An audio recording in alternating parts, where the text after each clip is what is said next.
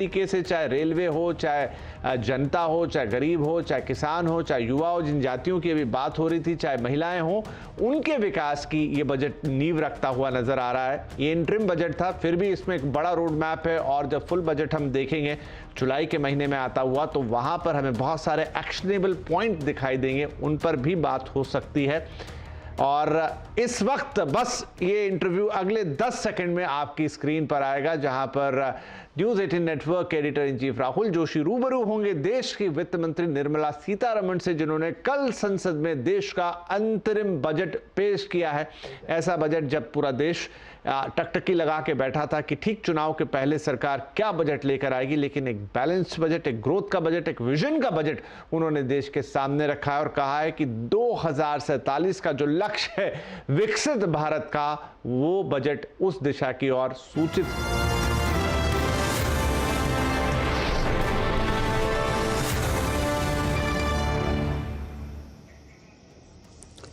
Nirmala ji, thank you very much once again for giving us this exclusive, very special interview like every year after the budget. Through our News 18 network, through CNBC, CNBC Awaaz, CNN News 18, you will be able to reach every nook and corner of the country, and investors are glued into moneycontrol.com, tracking every twist and turn of the budget. Thank you so much. My first question, a somewhat obvious question. No SOPs, no populist measures. Even in 2019 interim budget, the government had announced some SOPs, like tax rebates. There were some announcements for the farmers, but none this time. Seems like a very confident Prime Minister going into 2024 elections. You've never looked more relaxed to me before. What was going on in your mind while drafting this? Well, thank you for having me after the budget, like every year. It's a great opportunity to talk to your viewers and also for others who are watching this program more with keenness to know about the Indian economy. Yes, the budget yesterday did not have any SOPs announced. We treated it like a true vote on account, an interim budget before an election, and also an interim budget which is being presented with the clear understanding that the several programs which were launched with empowerment of citizens in mind over the last 10 years are reaching the ground, and the beneficiaries are already on their own speaking about it. The power of word of mouth is very strong. So when a beneficiary gets truly the benefit and without any middleman playing a role in it, they really understand that the intent of the government is what they've said is what is getting executed. So I place a lot of trust in the word of mouth, which has helped in schemes like Ujjwala, PM Awaaz Yojana, PM Mudra Yojana, Swanidhi Yojana, all of which have benefited the small households, small people who want to do their business and who don't have money to give for collateral, no properties to give. So this government has actually, because of the vision with which Prime Minister is committed to serve this country, is actually serving the common people in letter and spirit. And that is recognized by the people themselves. It's not as if you're saying, you're showing target numbers, you're showing achievement numbers. No, the people in the ground are saying about it. I've got it. And so is my neighbor, so is the neighbor of that household, and so on. So, and that is why I have used an expression, and I mean it when I've said it, that this is secularism in action. This is where we have not shown any difference between members belonging to this community or that community, this religion or that religion, or somebody's relative and not relative. No difference. The project reaches the ground for everybody who deserves to get it. And if they are eligible, they get it, irrespective of who they are. And therefore, in every way, the principle of empowerment, the Sabka Saath, Sabka Vishwas, Sabka Vikas, has been executed in every way. And that is the sense of confidence that the blessings of the people are not just at the time when we gave promises, but the blessings are even now coming in abundantly to say, yes, you've kept up your word. Yeah. It is what the Prime Minister has also been talking about, the forecasts, as he calls it. That's right. You know, the poor, women, farmers, youth. So I think that is the cornerstone of this budget, of this speech. Nirmala ji, you've steered the economy in difficult times. You know, if I look at your last 5 years, there's been the pandemic. Right now, 2 wars are going on. Even then, we are projected to grow at 7.3%. Now, if I were to look at the nominal GDP, which has grown only 10.5%, consider an inflation of 4.5%, do you think that 7% itself would be challenging? I mean, do you think it is realistic for us to grow on those lines? The Chief Economic Advisor has also commented in his preface. He's elaborated on how 7% is not difficult to achieve. Globally also, the various organizations which look at economies of all countries, like IMF for instance, has also enhanced their own assessment. So upgrading our growth estimates is not just singularly our business. People are seeing that fundamentally a lot of activities are happening. The robustness of the economy has not slackened anywhere. It has maintained its, the buoyancy with which things are happening, not just revenue collection when I'm talking of buoyancy. So there is reason to believe, yes, it is possible. And the deflator, not just the inflation, but the deflator itself is constantly, meaning we are looking at controlling inflation, the other factors fall in place, so the deflator itself then plays a role, and therefore we are confident that on the one hand we'll be able to manage inflation, and on the other to keep the robustness in growth so that it is sustained growth. We have made every effort to look at both growth driving elements and inclusivity driving elements so that nobody is left out from this growth process, both to contribute and to gain from. Indeed. Something that has been commented enough, and you've got a lot of accolades for it in this budget. If you look at the fiscal glide path, I think you've beaten estimates. This year you've projected 5.1 next year, so that also looks promising. What is your message to the sovereign rating agencies? You're expecting an upgrade? Well, I would think that they do their job, but periodically it's our business also to bring it to their notice that economy, particularly emerging market economy like India, despite the odds, we are doing a lot of reforms, systemic reforms, which actually you're seeing is bearing the results now. If only Prime Minister Modi hadn't pressed the pedal, let's say the revving pedal, the accelerator during COVID, even as we are managing COVID, we will have to attend to reforms and continue doing the reforms. The Atmanirbhar Bharat announcements were all infused with so much of reform measures. Otherwise, we wouldn't have eliminated more than 68,000 rules, which were just so archaic and were becoming instruments for rent-seeking people. So, systemic reforms have continued. Whether it was pre-COVID, GST and IBC, together with very many other reforms like professionalizing public sector banks and so on, the emphasis on reform has given us adequate rewards, and we'll continue doing that. That is why even in the budget, we have emphasized on transparency.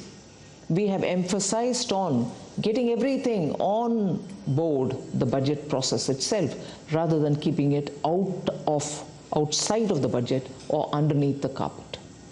These are not small steps. And that has been consistently done in the last 4-5 years. And before that, as I said, IBC or banking reforms, the 5 major, recognition, R's as we say, Absolutely. of the problem.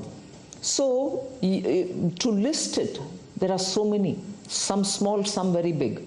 The small ones having very big implication in making the economy much more cleaner and open and transparent. The bigger ones which are bearing results in terms of the money that you collect in GST. Yes. These are not small steps. That's it. So that is the one which I would play as important indicators which rating agencies should look at comprehensively rather than look at just one detail here, one detail there. Macroeconomic stability is also very well kept up. Yes. No, glad you mentioned reforms. I think big message coming from you that the government will continue on the road for reforms. What are the, and I've said this to you before, that, cutting the rich tax last year, in an election year. Before that, cutting the corporate rate tax. I mean, you've taken some bold measures. What are the next level of reforms that we can expect from you? Broadly, I mean, directionally. No, first of all, as I said, the system to become more transparent. More things will have to be done in order to make sure that we work together with states. It's one thing for the union government to work on those areas which are exclusively with the central government. But where there are overlaps, there are some states which have come about enthusiastically to say, yes, we should benefit also from this vibrancy which results after such measures are taken. And therefore, when reforms are talked about, we normally always say 3 levels where it has to be carried out with the same vigor. The central government, the state government, and then the local bodies. Yes. Now, working with the state governments has already started happening. The last few years, you see very many areas where we are working together. The local body level, the municipal, urban local bodies, the panchayats, we need to have greater interchange of ideas and working together with them also. That will also continue now. Okay.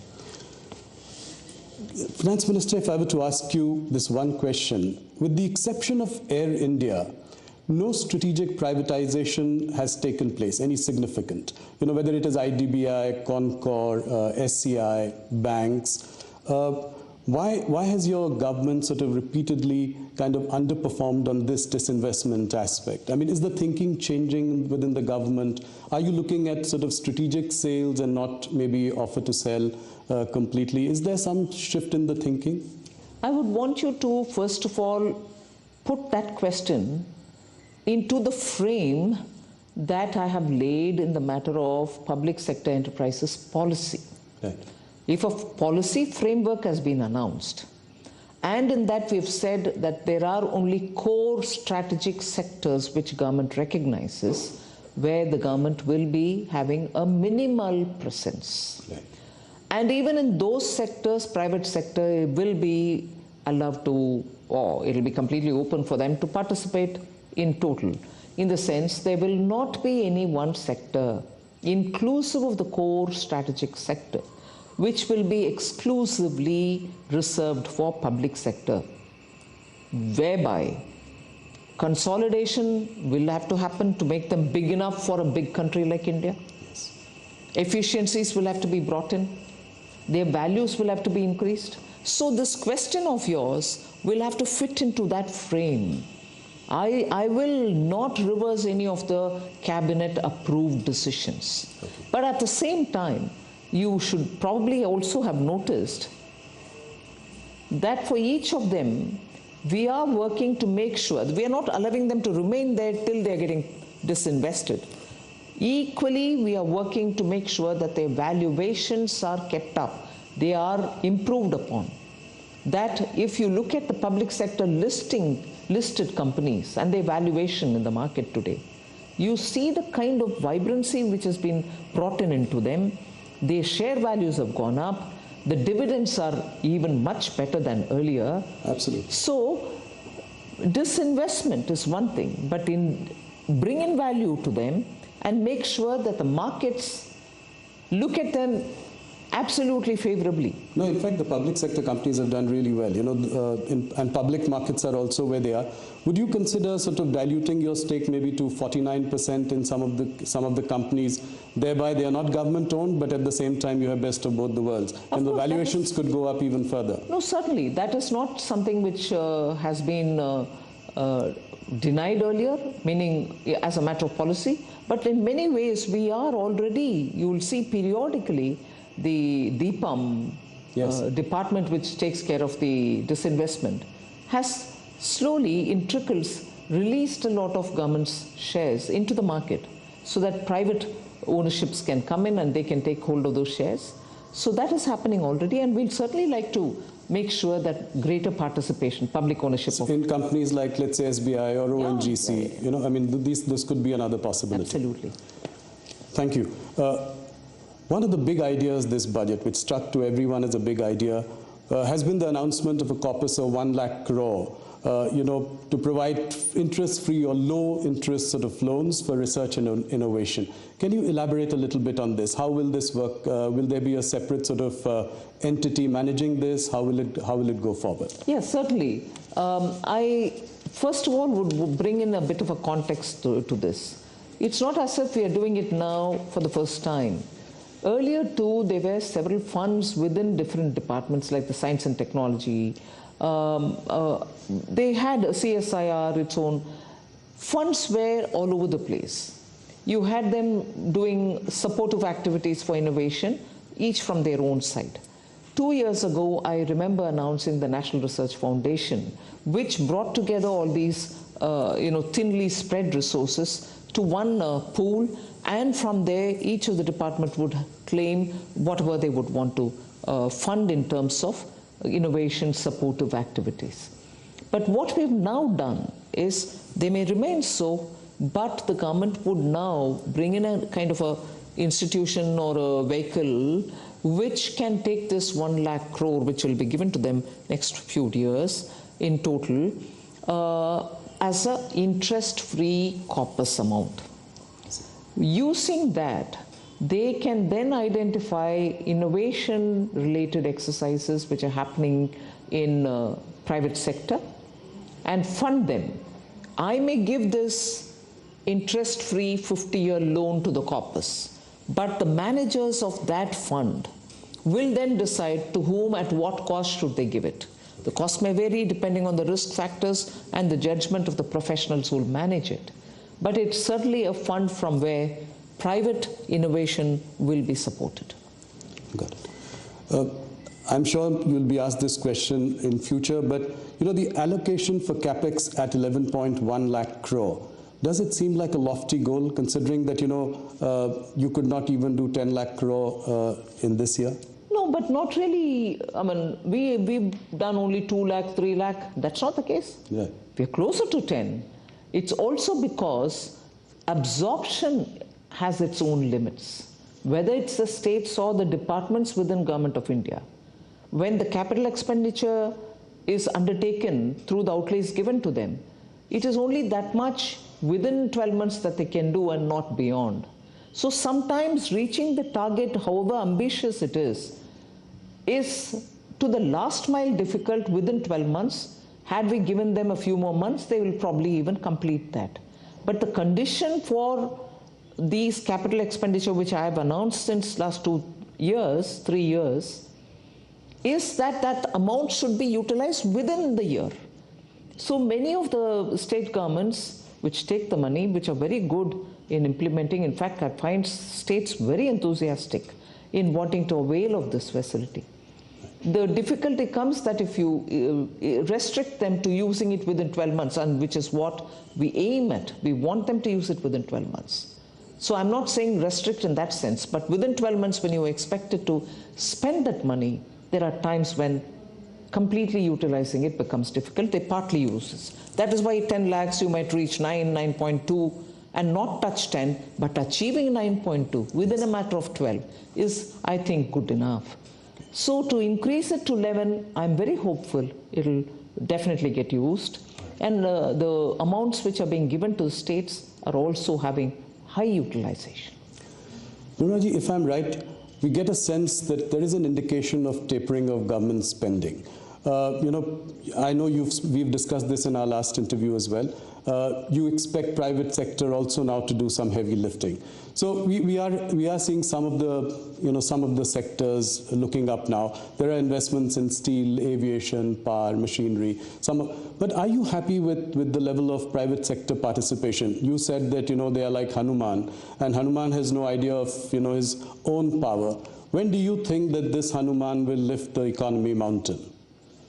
Well, I think, as you said, they are coming out. There is investment happening. The PLI scheme is also helping them. Yes. So investments in newer areas do have a slightly longer gestation period. It's not as if their brownfield projects are getting additional money. That also is happening. But the interest in the sunrise sector is really obvious now. People are taking a lot of interest, and you're seeing them coming forward. Okay. So that's heartening news. One more question on the stress that is being seen in the rural economy. Your higher allocation outlay to Manrega also is an indication, betrays, the stress on rural economy. If you look at the results of FMCG companies, consumer durable companies, even if you look at the Nielsen data, it shows that the rural volume growth has underperformed urban volume growth for almost 7 quarters now in a row. So what is your prognosis of rural demand, and how do you think we will deal with this going forward? I'm not sure if I'll be able to describe how I view what is happening in the rural areas. Let us recognize that there is a lot of shift in the way employment is panning out. Let us recognize that migration is now looking at redefining itself in a way. Many people who went back to their villages with some skills acquired are wondering if they can continue being there and utilizing and benefiting from the skills that they've acquired. Industries too today are allowing a lot of work from home, and many who are avoiding traveling are also staying back. So the shift will have to be recognized. But equally, that's not to say people are staying back home without work or staying back and working from there, with large companies being established everywhere else. So there is a transition happening undoubtedly. Yes. Second, there's also this little savings which is coming through, which we are seeing from the various fixed deposits which are growing as different from small savings. Yes. You're also seeing some middle class looking at savings through the stock markets, demat accounts, and so on. So the indicators with which we are looking at the rural economy may vary, and there are very many newer indicators which we may not want to miss out on. Yes, I agree, FMCG market will also tell us that durable consumables are not being consumed as much as before. Yes. But, well, I take that as one indicator, but equally, the kind of activities which are now happening in the rural areas, because of better connectivity, because of other digitization, are also yet to be measured, I would think. Okay. One thing related to, the job market, especially, if you look at the campus recruitment in engineering colleges and MBA colleges. So on one side, there is this, the economy is doing well, and all indicators point to that. But on the other hand, the campus recruitment this year has been muted. Salaries have been lower. Many students have not got a job offer yet. How do you see this, in relation to the overall big picture? See, the question about employment, I'm afraid we are repeatedly focusing only on those indicators pertaining to the formal economy, which is important. I am not denying its role. So college recruitments, IIM like campuses are important. But equally, the jobs that are getting created in the middle and lower order are not getting counted at all. I would look at the way in which banks and their credit offtake is happening in small and medium businesses. The new companies which have got registered, which is a data which I have put out from the MCA, the number of new companies which have started are certainly not people who are being recruited for jobs. They are people who are investing money, believing in their skills, registering a company, and probably giving jobs for others. Why would new companies get registered in a bigger number than before if employment is not being offered? The companies cannot operate in vacuum without human beings in them. So I think a fairer, open, and an exhaustive picture of India's employment, both in the formal and non-formal areas, will have to have some kind of a wider base with which, and we need to bring in such data so that the discussion can be more informed. And some of, I think, the global slowdown is also having an impact on our jobs, especially at the higher end, right? I mean, in IIM campuses or engineering colleges, etc. Equally, because of the way in which artificial intelligence is coming, the kind of job requirements that are expected of new recruits are also changing. So the people with old skill sets are now expected to have additional newer skill sets for entering into a certain area which till now did not exist. So we are lots of calibrations are required in understanding this. That's right. You know, yesterday in your budget speech, you were very appreciative of, income tax payers. In fact, the number of income tax, people paying income tax has gone up. Collections are up 2.4 times. You were quite appreciative. In fact, I thought you just stopped short of sort of giving them something back because, it was a vote on account. My question is that, salaried people are paying 30% today, whereas corporates pay 22% tax. In the longer term, directionally... Corporates meaning as an entity, yes, company. That's right. So I'm saying in the longer term, directionally, do you think you would align this in some way or the other? I'm talking about the longer term.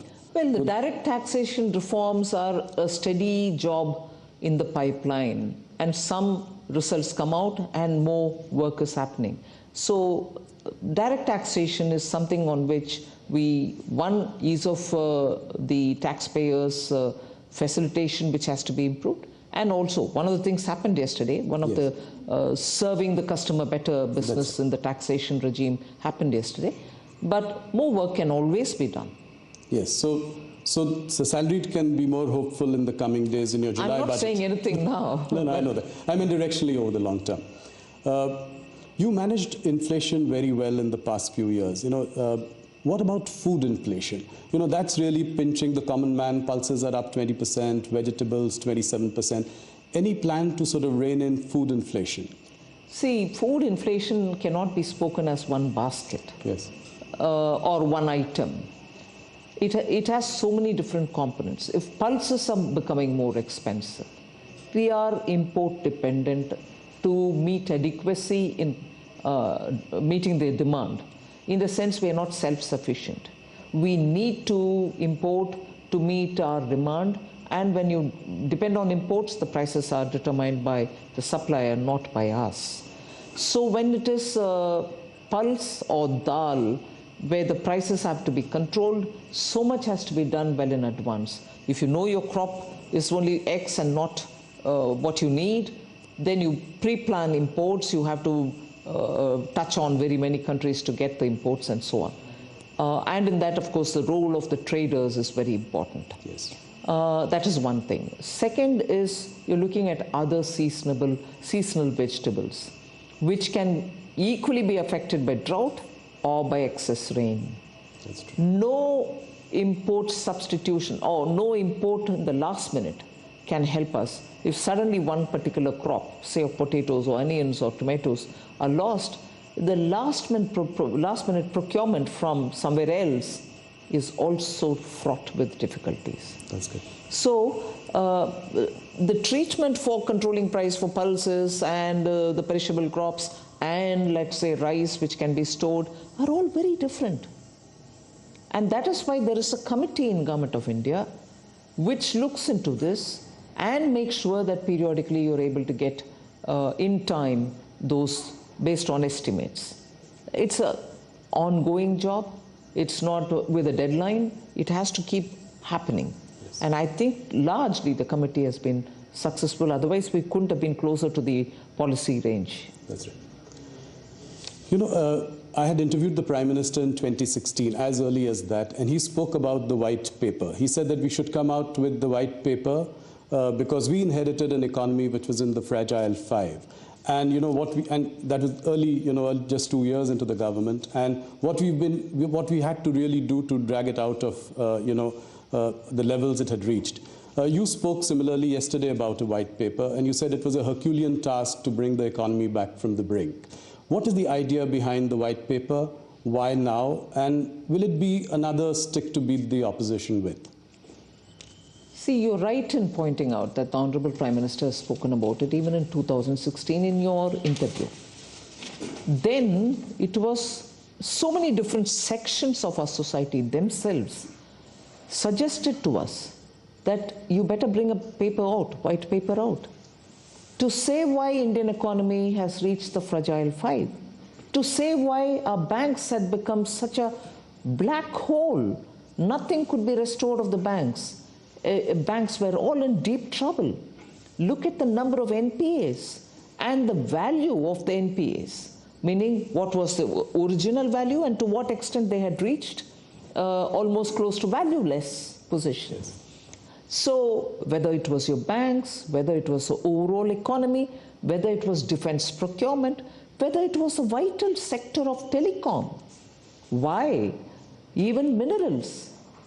Yes. Every area was ridden with problems. Now, if you're talking of corruption, well, it's one thing, it goes to the court, people get punished, and then the monies are given back or not given back, values are retrieved or not retrieved. That's one side of the story. But what impact it left on the economy? To restore your banks back to health, to make sure your country is safe with adequate strategic equipments given to defense personnel, to make sure that your mines, which are wealth under the earth, meaning inside the earth, under the soil, to use them for the benefit of the country rather than to use them as one instrument through which you line your own pocket.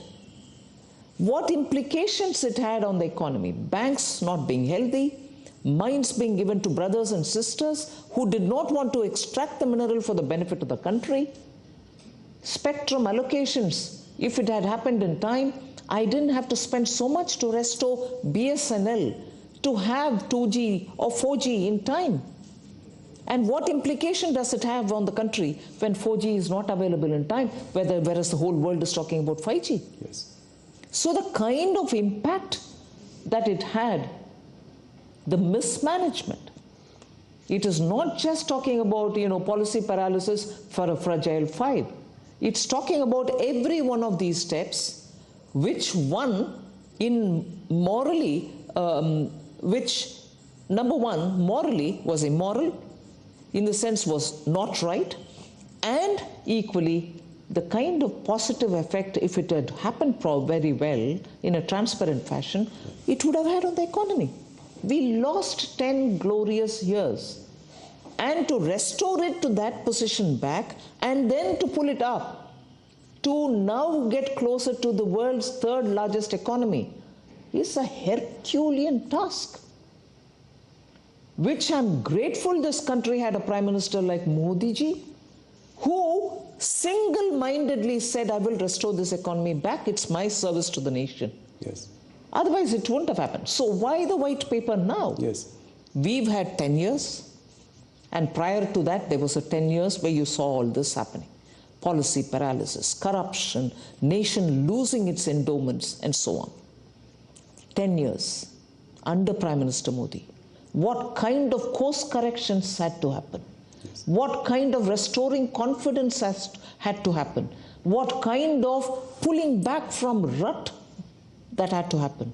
And equally making sure you're purchasing the equipments, you're removing BSNL from distress, you're making sure BSNL employees are given their due, you're making sure the country gets 5G, not just 4G. Look at the coverage India has in 5G today. I agree.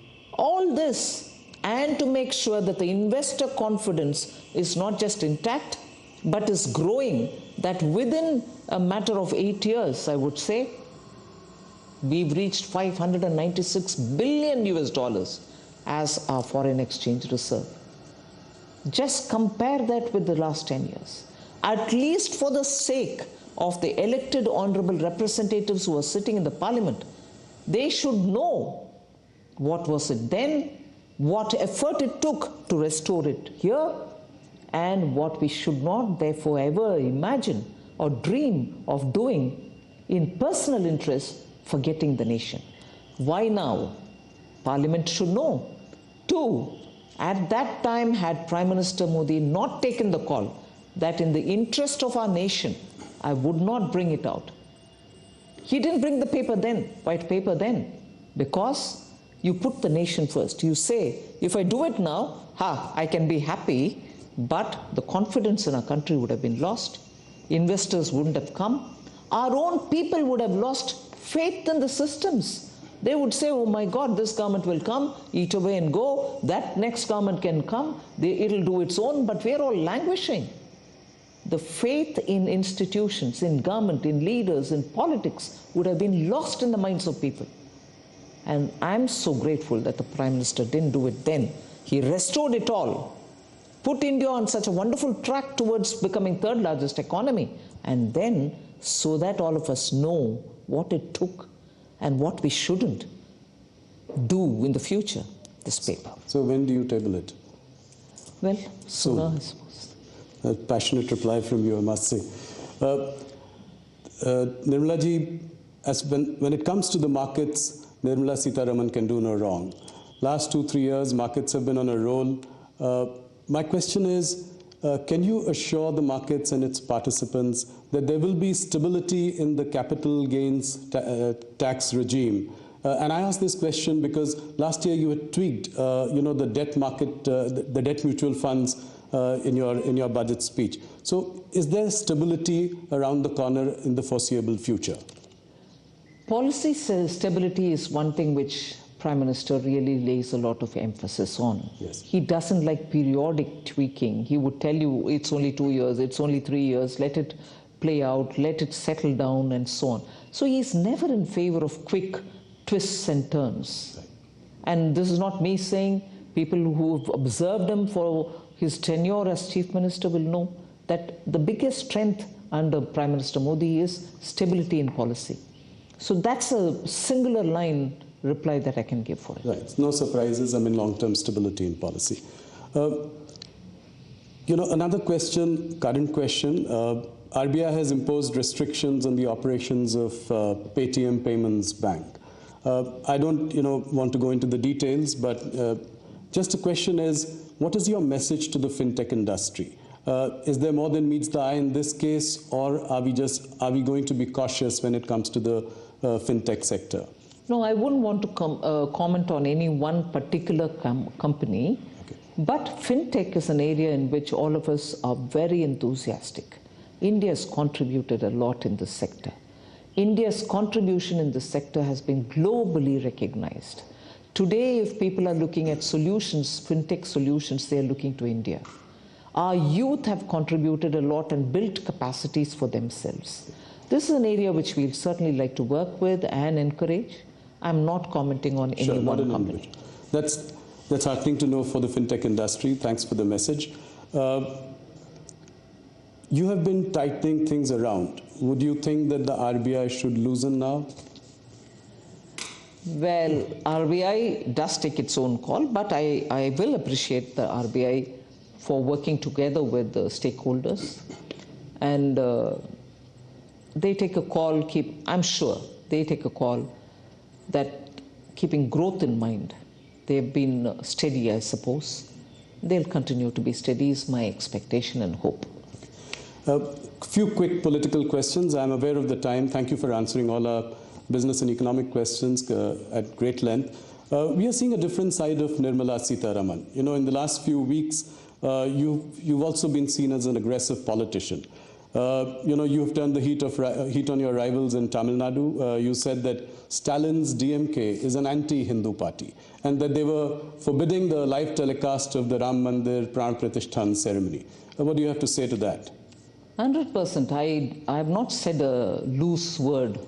I did mean what I say, and I do truly believe that repeatedly the attack on Hindus in Tamil Nadu in layers which are seen and in layers which are not seen have been felt for a long time. I speak very many times about Tamil Nadu with lived experience. Yes. And therefore I don't talk too soon, nor do I speak too indiscreetly. So when I say something, I mean it because I feel it also. I do corroborate with data, with actual ground activities, and then only comment. Unfortunately, if that is the politics of a state party, which has had a lot of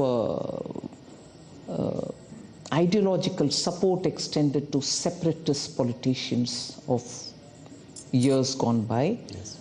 Whether they support it even today, I do not know, but there are periodic voices which come out which are very separatist in tone and tenor. My grief is a national party like the Congress party has been decimated in Tamil Nadu, and today, till today, they are not a position to win an election, even a couple of seats on their own, without being in alliance with one of these parties. BJP is, of course, a beginner there. It's been there since the Jansangh days, and it's gaining strength. We'll continue to work with the people.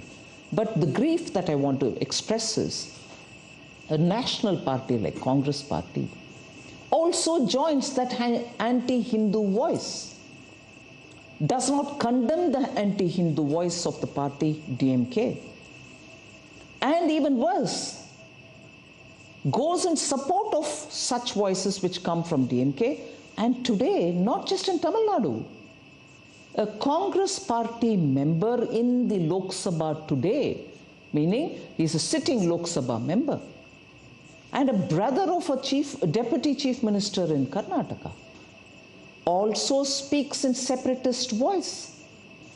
So anti-Hindu is one, anti-Hindu activity is another, which also is happening in Karnataka incidentally. Congress party in Tamil Nadu supports these kind of anti-Hindu or anti-separatist voices, and today that is a spirit with which Congress also is aligning, which is what I find utterly shocking. Is there an attempt to paint the Bharatiya Janata Party as a North Indian party? And this North-South divide, encouraging that. Is that what you sense? They've always called Bharatiya Janata Party two things. It is a Brahmin Baniya party. Yes. It's a Hindi party.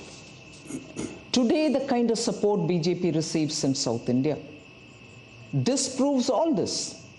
And I don't want to name individuals and say, oh, he or she belongs to this caste, we promoted this caste, and therefore, more than BJP, I can challenge today, is there any one party in India which has worked for the betterment of tribals in India, which has worked for the betterment of the Dalit scheduled castes in India, which has recalled some of the best iconic leaders coming from those communities but attaining national stature, whether it is Dr. B.R. Ambedkar, whether it is Guruji and considered like God himself, Birsa Munda, whether it is the sons of the Shabzade, Sikh gurus, who gave their lives in their teenage for the sake of our country. So in any one of these, I want to ask, is there any one party in this country which has as much served as the BJP? So what is Hindi party? When Prime Minister of India is talking about all languages. He quotes Thiruvalluvar. Yes. He quotes from Purananuru. Every given opportunity, he takes the languages even to the UN.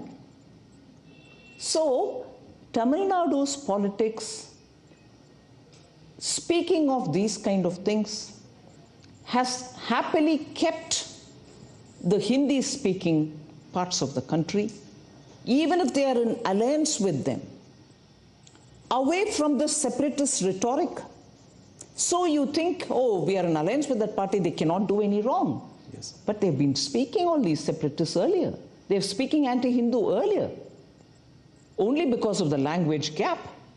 Just as they didn't want to learn Hindi, many of the North Indians didn't want to learn Tamil. So there's never been an understanding, a comprehensive, complete understanding of what's developed in Tamil Nadu. So are you hopeful that the BJP will do better this time in South India? I mean, how many seats do you see them getting out of 131 seats? It's difficult to talk about number of seats, but I'm sure but the efforts which are being made by Tamil Nadu BJP unit. So you're likely to open your account in these states like Tamil Nadu, Andhra We'll Pradesh? certainly work for the people and hope to have their Kerala. blessings. Of course. Tamil Nadu, you have. No, whether it's Kerala, whether it's Tamil Nadu, lots of work is happening and people are responding as well. Are you likely to contest the elections? I don't think. No. It's my party's decision. Okay.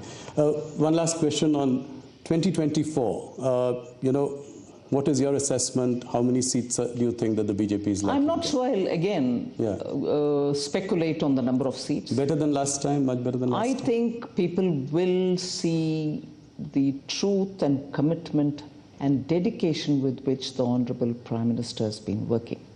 They are blessing him. They are seeing his earnestness. They are seeing how non-stop he puts the people of India and the nation first among everything else. So I'm confident. The opposition has constantly been crying themselves hoarse about the use of intelligence agencies, so whether it is Kejriwal or Mamata Banerjee's leaders in West Bengal or Hemant Soren more recently, they complain that there is harassment by central investigative agencies. And if, the leaders jump onto the other side and join the BJP, then they are let go scot-free. What do you have to say? My last question. First of all, many of the cases in which the CBI or the Enforcement Directorate or the Income Tax pursue cases cannot come to the level of asking for custodial or asking for interrogation or arrest can happen overnight. You will be surprised in many of these cases. The cases were originally filed during UPA times. Many of these cases belong to that era. You know the Indian system, the level and the time consumed for each stage to mature. And to reach a stage where summons are being served, it consumes a lot of time. Many of these are from that era case.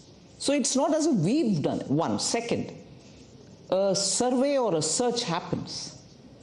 Tell me if they've come empty-handed. Roomfuls of cash. Equally, when we are talking about common man adopting to technology, doing digital payment, you have people sitting with tons of currency notes in their homes. Nowadays, everything is videographed. I can't sit here and say, I found so much cash in your house without a proof. The video shows in the bathroom, in the bedroom, in lockers, tons of cash being kept. What explains that? So it's very well to use that as a whip to hit at the ruling party to say you're using the Enforcement Directorate or CBI. These are professional agencies. They take huge time to make their cases compact and ready because everything is now monitored by the court once the charge sheet is filed. Yes. And you have to submit the documents to the court. You can't just go there and say, I found this, I found that. Records prove it. So, era is changing. People don't like to have corrupt leaders. So when the Enforcement Directorate go and knock at the doors and come out with such pictures, common people are seeing it. You may cry hoarse, as you said, saying it is being politically used. I'm sorry, it is something which was case from your era. You filed a case against your own ally. There are partners in crime, and then there are partners and enemies also. Yes. Nirmala ji, thank you so much for answering all our questions. You answer economic questions and political questions with equal felicity and passion. It's always such a pleasure to speak to you. Thank you so much. Thank you very much, Rahul.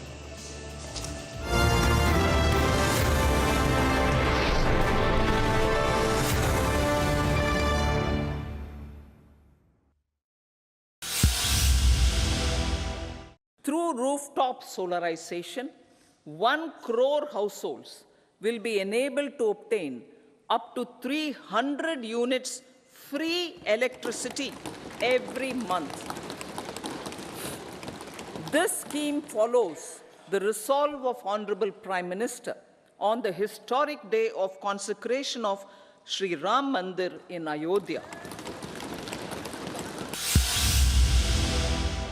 With the pursuit of Sabka Saath, in these 10 years, the government has assisted 25 crore people to get freedom from multi-dimensional poverty.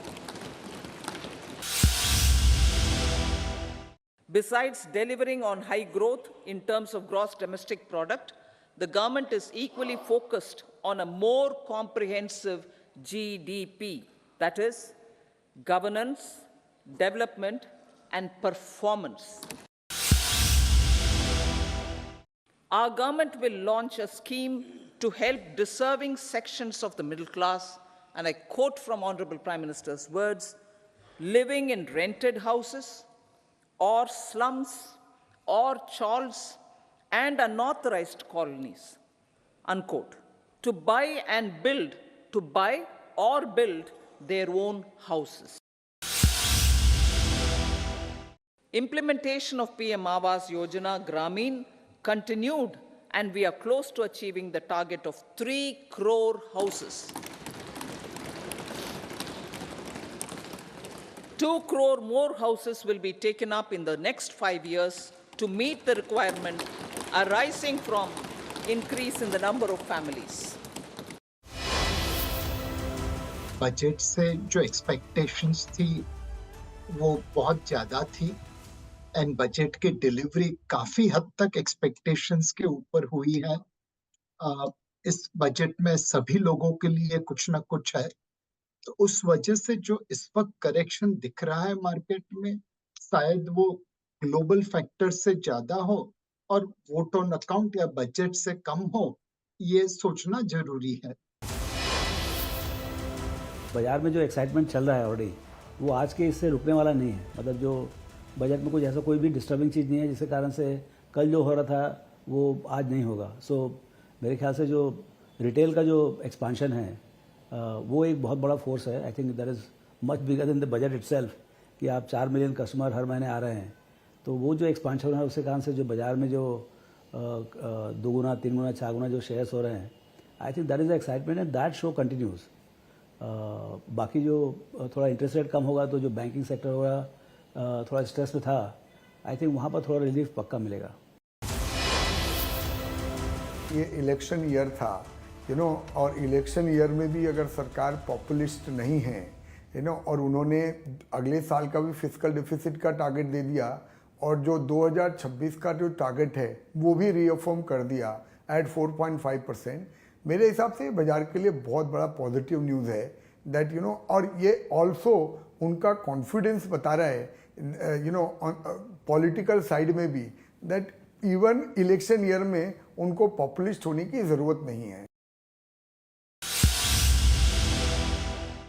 83 lakh SHGs with 9 crore women are transforming rural socio-economic landscape with empowerment and self-reliance. Honorable Speaker said, their success has assisted nearly 1 crore women to become Lakpati Didi already. They are an inspiration to others. Their achievements will be recognized through honoring them. Buoyed by the success, it has been decided to enhance the target for Lakpati Didi from 2 crores to 3 crores. FNO Gurukul के webinar में बाजार के दिग्गजों से सरल भाषा में FNO सीखने के लिए अभी कीजिए रजिस्टर। FNO गुरुकुल के वेबिनार में बाजार के दिग्गजों से सरल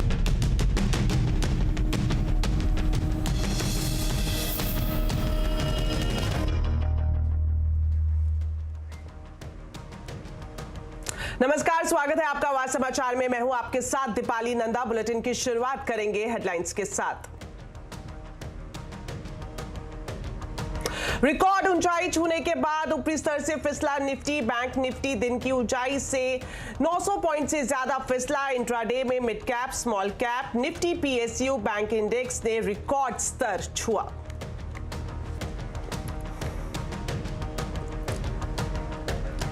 long term capital gains tax की समीक्षा का फिलहाल कोई प्रस्ताव नहीं। राजस्व सचिव संजय मल्होत्रा ने सीएनबीसी आवाज से एक्सक्लूसिव बातचीत में कहा, सरकार का इनकम टैक्स की पुरानी व्यवस्था को खत्म करने का कोई इरादा नहीं।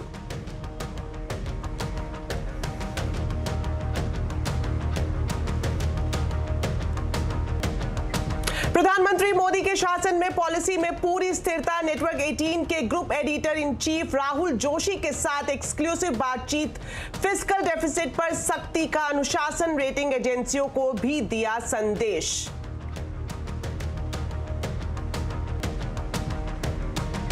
गुजरात सरकार ने पेश किया 3.32 लाख करोड़ रुपए का बजट। नहीं लगाया कोई नया टैक्स। इंडस्ट्री के लिए करीब 10,000 करोड़ रुपए का आवंटन। स्क्रैपिंग में वाहन देने पर सभी सरकारी टैक्स को किया जाएगा माफ।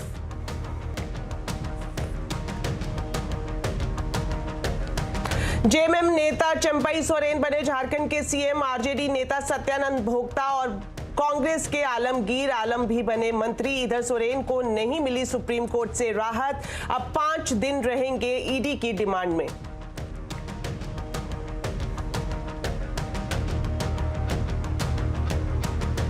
फिर ईडी के सामने हाजिर नहीं होंगे केजरीवाल। 5वें समन को भी बताया गैर कानूनी। बीजेपी ने केजरीवाल पर बोला हमला। दिल्ली में आप और बीजेपी दोनों का विरोध प्रदर्शन।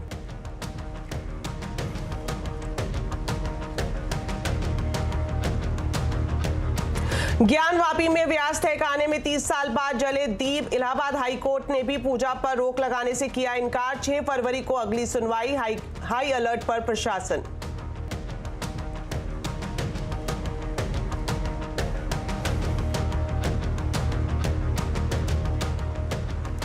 सबसे पहले बात करेंगे बाजार की। अंतरिम बजट के बाद आज बाजार में भारी उतार चढ़ाव देखा गया। निफ्टी, मिड कैप और स्मॉल कैप सभी में तेजी देखी गई। वहीं बैंक निफ्टी दिन की ऊंचाई से 900 अंक से ज्यादा फिसलकर बंद हुआ। सेंसेक्स 440 अंक चढ़कर 72,086 पर बंद हुआ। वहीं निफ्टी 156 अंक चढ़कर 21,854 पर बंद हुआ।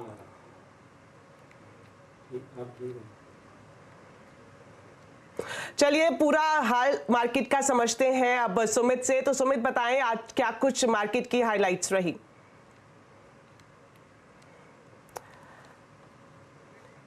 चलिए अब बढ़ते हैं आगे। टैक्स रिफॉर्म पर सरकार ने बजट में जो फैसले लिए हैं उसके बारे में सरकार का long term capital gain tax कि फिलहाल कोई प्रस्ताव नहीं है और ना ही टैक्स की पुरानी व्यवस्था को खत्म करने का कोई इरादा है। ये कहना है राजस्व सचिव संजय मल्होत्रा का। सीएनबीसी आवाज से एक्सक्लूसिव बातचीत में संजय मल्होत्रा ने कहा कि सरकार टैक्स की नोटिस की संख्या में कमी लाने की कोशिश कर रही है।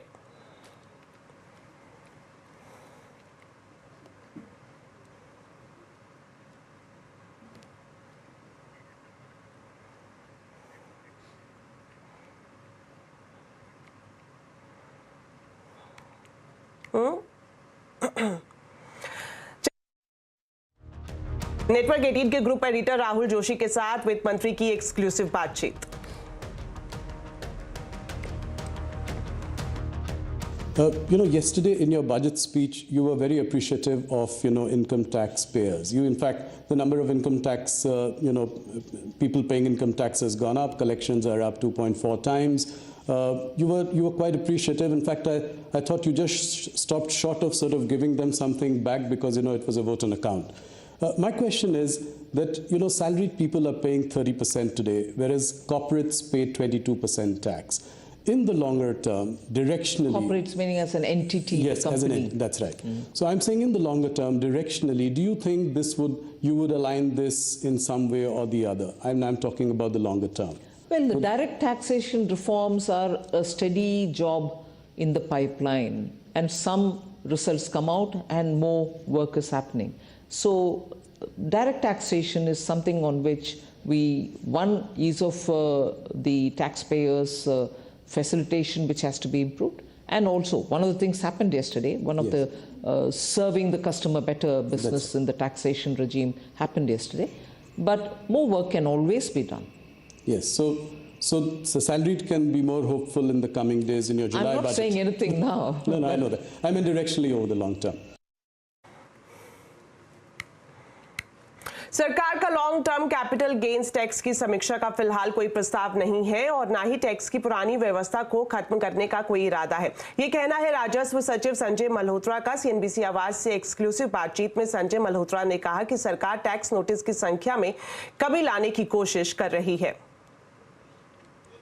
बजट में इस प्रकार का कोई भी बड़ा घोषणा या बड़ा बदलाव करना वैसे भी उचित नहीं, और कैपिटल गेन के बारे में जो स्पेशली जो लॉन्ग टर्म कैपिटल गेन के बारे में जो बात है, मेरा ऐसा मानना है कि उसके ऊपर में चर्चा ज्यादा हो रही है और उसमें कोई ज्यादा अंतर जो है टैक्स दरों में, जो विभिन्न एसेट क्लासेस में जो टैक्स दरें हैं, एक 10% की टैक्स दर है जो कि शेयर्स के ऊपर में है लॉन्ग टर्म में, और एक 20% है, वो लगता है 20% है लेकिन उसमें इंडेक्सेशन का लाभ जब देते हैं तो हमने ये एक अनुमान लगाया है, क्योंकि इन्फ्लेशन की वजह से इंडेक्सेशन का वहां पे लाभ मिलता है, तो वो भी करीबन 11% ऑन एंड औसतन 11% ही बैठती है। बजट में रेलवे के लिए 3 नए कॉरिडोर बनाने का ऐलान हुआ है। कैसे बनेंगे ये कॉरिडोर और इनका क्या फायदा होगा, समझने के लिए देश के रेल मंत्री अश्विनी वैष्णव से बात की हमारे economic policy editor Laxman Roy ने। 3 नए जो डेडिकेटेड फ्रेट कॉरिडोर जो हैं, जो सीमेंट के लिए है, माइनिंग, ये डेडिकेटेड फ्रेट कॉरिडोर नहीं है, कॉरिडोर है। ये मैं पूछना चाहता हूं, पहले के डेडिकेटेड फ्रेट कॉरिडोर से ये जो स्पेशल कॉरिडोर कैसे अलग होगा? मैं इसको समझाता हूँ। ये कॉरिडोर प्रोग्राम है। कॉरिडोर प्रोग्राम का मतलब ये हुआ कि देश में जितने भी ओरिजिन्स हैं, मान लो एक स्टील का प्लांट है तो वो ओरिजिन हुआ, मान लो किसी शहर में जहाँ पे घर बन रहे हैं वो डिमांड मार्केट, मान लो एक सीमेंट का प्लांट है वो ओरिजिन हुआ, मान लो जहाँ पे कंजम्पशन हो रहा है उसका वो डिमांड हुई, मान लो एक पैसेंजर्स का बड़ा हब है पटना और बहुत सारे नीचे डेस्टिनेशन पॉइंट्स हुए, बेंगलोर हो गए, हैदराबाद हो गए, चेन्नई हो गए, तो ओरिजिन और डेस्टिनेशन इसकी सबसे इम्पोर्टेंस होती है ट्रांसपोर्ट प्लानिंग में।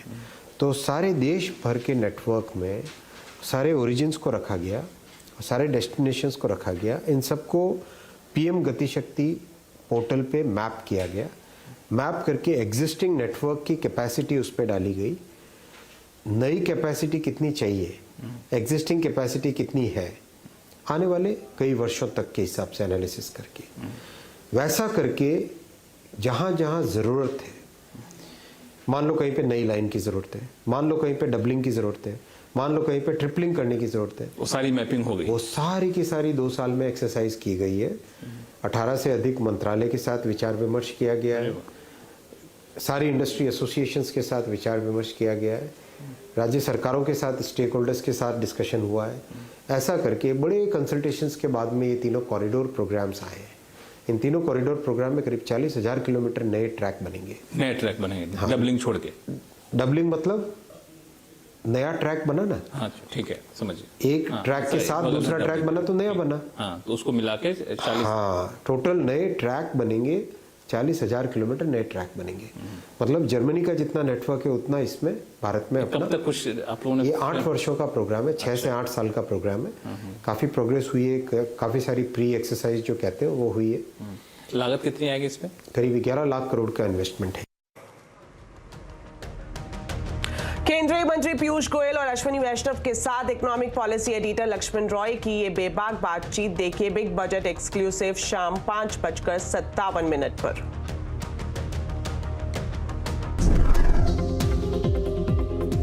जो मुझे वित्त मंत्रालय के सूत्रों से जानकारी मिली है उसके मुताबिक सरकार इस अंतरिम बजट में भी फिस्कल प्रूडेंस पे काफ़ी ज़्यादा जोर देगी।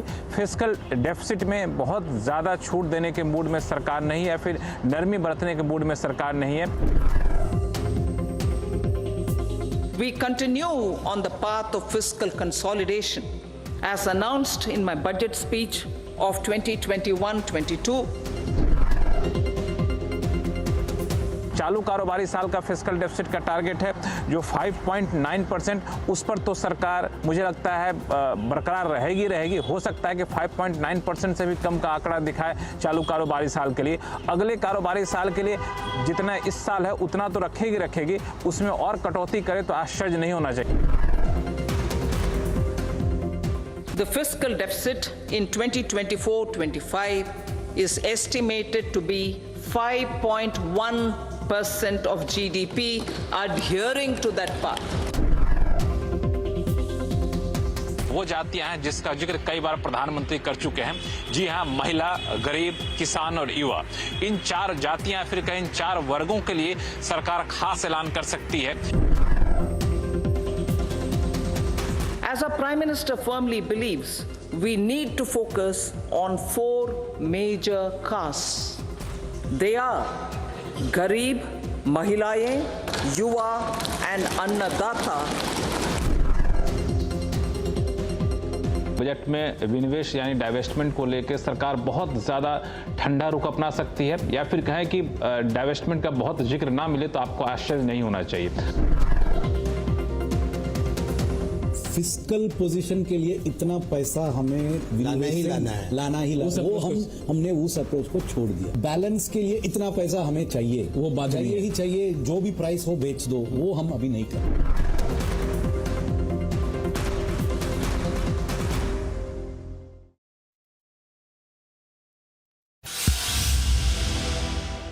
Through rooftop solarization, 1 crore households will be enabled to obtain up to 300 units free electricity every month.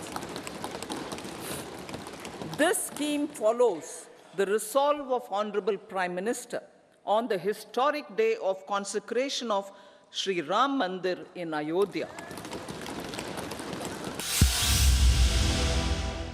With the pursuit of Sabka Saath, in these 10 years, the government has assisted 25 crore people to get freedom from multi-dimensional poverty. Besides delivering on high growth in terms of gross domestic product, the government is equally focused on a more comprehensive GDP, that is, governance, development, and performance.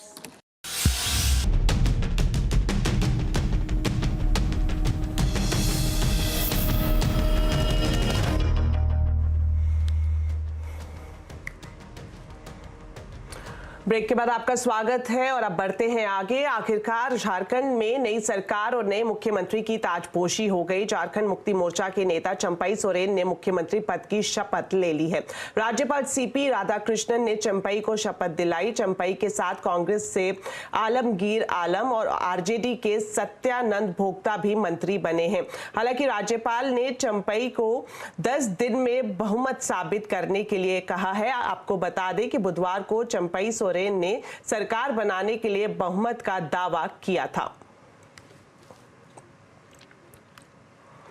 वहीं झारखंड में मचा सियासी घमासान संसद तक पहुंच गया है। संसद बजट सत्र के दौरान झारखंड मुद्दे पर जमकर सियासी घमासान हुआ। झारखंड मुद्दे को लेकर राज्यसभा से विपक्षी सांसदों ने वॉकआउट कर दिया। राज्यसभा में विपक्ष के नेता मल्लिकार्जुन खड़गे ने झारखंड मुद्दे को उठाया। वोट ऑफ कॉन्फिडेंस लेने के लिए उन्होंने 10 दिन का टाइम दिया और आज 12:30 बजे वो में ले रहे हैं। तो इसका मतलब क्या है, एक तरफ यानी देखिए संविधान के धज्जे कैसे उड़ाए जा रहे हैं। एक तरफ हमारे नीतीश कुमार जी इधर रिसिग्नेशन देते हैं, उधर वो वोट लेते हैं। तो ये क्यों नहीं हुआ झारखंड में? ये क्यों नहीं हुआ? अगर वो हो सकता है 12 घंटे में रिसिग्नेशन हो सकता है, 12 घंटे में लिस्ट सबमिट हो सकती है। सर 1 मिनट 12 घंटे में लिस्ट होती है, 15 मिनट में उनको बुलाया जाता है, 5 मिनट में वोट लिया जाता है, 2 मिनट में दूसरा चीफ मिनिस्टर बन के उनको वोट दिया। ये शर्मनाक बात है, ये तो धज्जे उड़ाएगी। झारखंड के पूर्व सीएम हेमंत सोरेन को सुप्रीम कोर्ट से झटका लगा है। सुप्रीम कोर्ट ने हेमंत सोरेन पर याचिका पर सुनवाई करने से इनकार कर दिया है और हाई कोर्ट जाने को कहा है। हेमंत सोरेन ने ईडी की गिरफ्तारी के खिलाफ याचिका दायर की थी, वहीं ईडी ने उन्हें 5 दिन की रिमांड पर ले लिया है। बता दें कि ईडी ने 31 जनवरी को कथित लैंड स्कैम केस से जुड़े मनी लॉन्ड्रिंग मामले में हेमंत सोरेन को गिरफ्तार किया था। बुलेटिन में फिलहाल इतना ही। आप खबरों पर अपडेट रहे, सीएनबीसी आवाज से जुड़े रहे हमारे सोशल मीडिया हैंडल्स के जरिए। नमस्कार।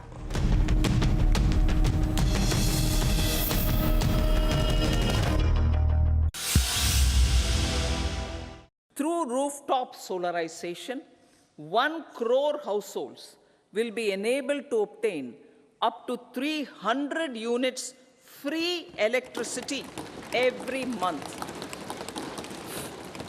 This scheme follows the resolve of Honorable Prime Minister on the historic day of consecration of Sri Ram Mandir in Ayodhya.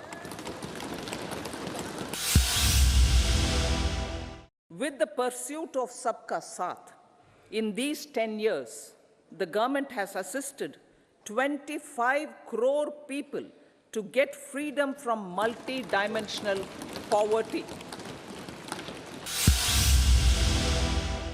Besides delivering on high growth in terms of gross domestic product, the government is equally focused on a more comprehensive GDP, that is, governance, development, and performance.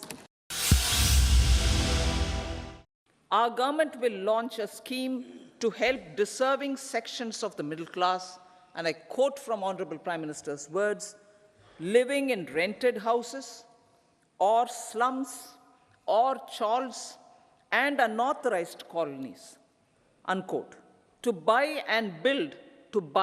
or build their own houses.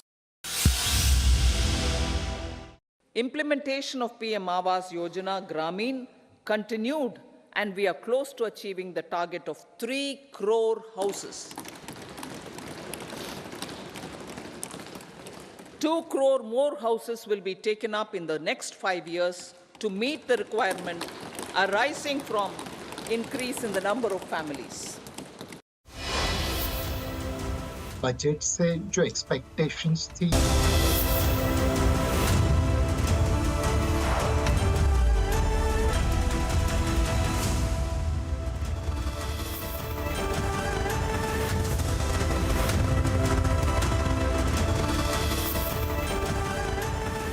The budget ballot real estate में आपका स्वागत है। आपके साथ मैं हूं विपिन भट्ट। तो अंतरिम बजट पेश हो चुका है। निर्मला सीतारमन देश की फाइनेंस मिनिस्टर, उन्होंने एक रूपरेखा रख दी है आगे के लिए, क्योंकि अंतरिम बजट था इसलिए बहुत बड़े और बहुत स्पष्ट ऐलान आते हुए हमने नहीं देखे, लेकिन बहुत कुछ ऐसा था जो आगे की तस्वीर को पेश करता हुआ नजर आया। अब इसमें रियल एस्टेट के लिए क्या मिला, तो मैं कह सकता हूं कि रियल एस्टेट एक ऐसा सेक्टर रहा जहां पर काफ़ी स्पष्ट चीज़ें आई और आगे उनका विश्लेषण शायद हम और होता हुआ देखेंगे, लेकिन फिर भी जो बताया गया वो काफ़ी है आज की इस चर्चा को करने के लिए। मसलन यहाँ पर प्रधानमंत्री आवास योजना का विस्तार होगा, ये उन्होंने साफ कहा। 2 करोड़ नए घर और बनाए जाएंगे, गांव के लिए खास तौर पे बात हो रही है, लेकिन साथ ही ये भी कहा कि जो अर्बन मिडिल क्लास है उसके लिए भी नई हाउसिंग स्कीम आएगी और साथ में इंफ्रास्ट्रक्चर पर सरकार का फोकस बना हुआ है। कैपेक्स भी 11,11,000 करोड़ रुपए का डिक्लेयर किया गया ना पिछले साल के मुकाबले। 11% का उसमें इजाफा, साथ में पर्यटन पे जोर। मतलब ये वो सारे कारक हैं जो रियल एस्टेट के लिए अच्छे भी हैं, ज़रूरी भी हैं। तो रियल एस्टेट से क्या वाकई इस इंटरिम बजट से कुछ ऐसी चीज़ें हैं जिस पे हमें खुश होना चाहिए? इसी पे आज हम चर्चा करेंगे। हमारे साथ कार्यक्रम में शामिल हो रहे हैं हीरानंदानी ग्रुप के मैनेजिंग डायरेक्टर और नरेटको के national vice president chairman Niranjan Hiranandani ji, Rustomjee developers के CMD और क्रेडाई नेशनल के प्रेसिडेंट बोमन ईरानी साहब, और सिग्नेचर ग्लोबल के चेयरमैन प्रदीप अग्रवाल। आप तीनों का ही बहुत बहुत स्वागत है। देश के जाने माने डेवलपर्स और जो डेवलपर्स ऑर्गेनाइजेशन है उनके प्रमुख। तो हम बातचीत शुरू करें उससे पहले आप जो आज वित्त मंत्री जी ने कहा उसकी एक झलक आपको सुनवा देते हैं, फिर बातचीत में आगे बढ़ेंगे। Our government will launch a scheme to help deserving sections of the middle class, and I quote from Honorable Prime Minister's words, living in rented houses or slums or chawls and unauthorized colonies, unquote, to buy or build their own houses. तो देखिए, बड़ी बात कही है यहाँ पर वित्त मंत्री ने कि ऐसे शहरी लोग जो कि रेंटेड घरों में रहते हैं, किराए के घरों में रहते हैं, स्लम्स में रहते हैं, चॉल्स में रहते हैं, अनऑथोराइज्ड कॉलोनी में रहते हैं, उनके लिए घरों का इंतजाम होगा। तो इसमें एक बहुत बड़ा वर्ग कवर हो रहा है। चलिए चर्चा की शुरुआत करते हैं। निरंजन जी, जब आप कह रही है वित्त मंत्री कि शहरी लोगों के लिए, और वो कह रही है रेंट से लेकर तो चॉल तक की बात कह रही है, तो क्या इसमें इतना बड़ा वर्ग समाएगा? कैसे समझे उनके इस इशारे को?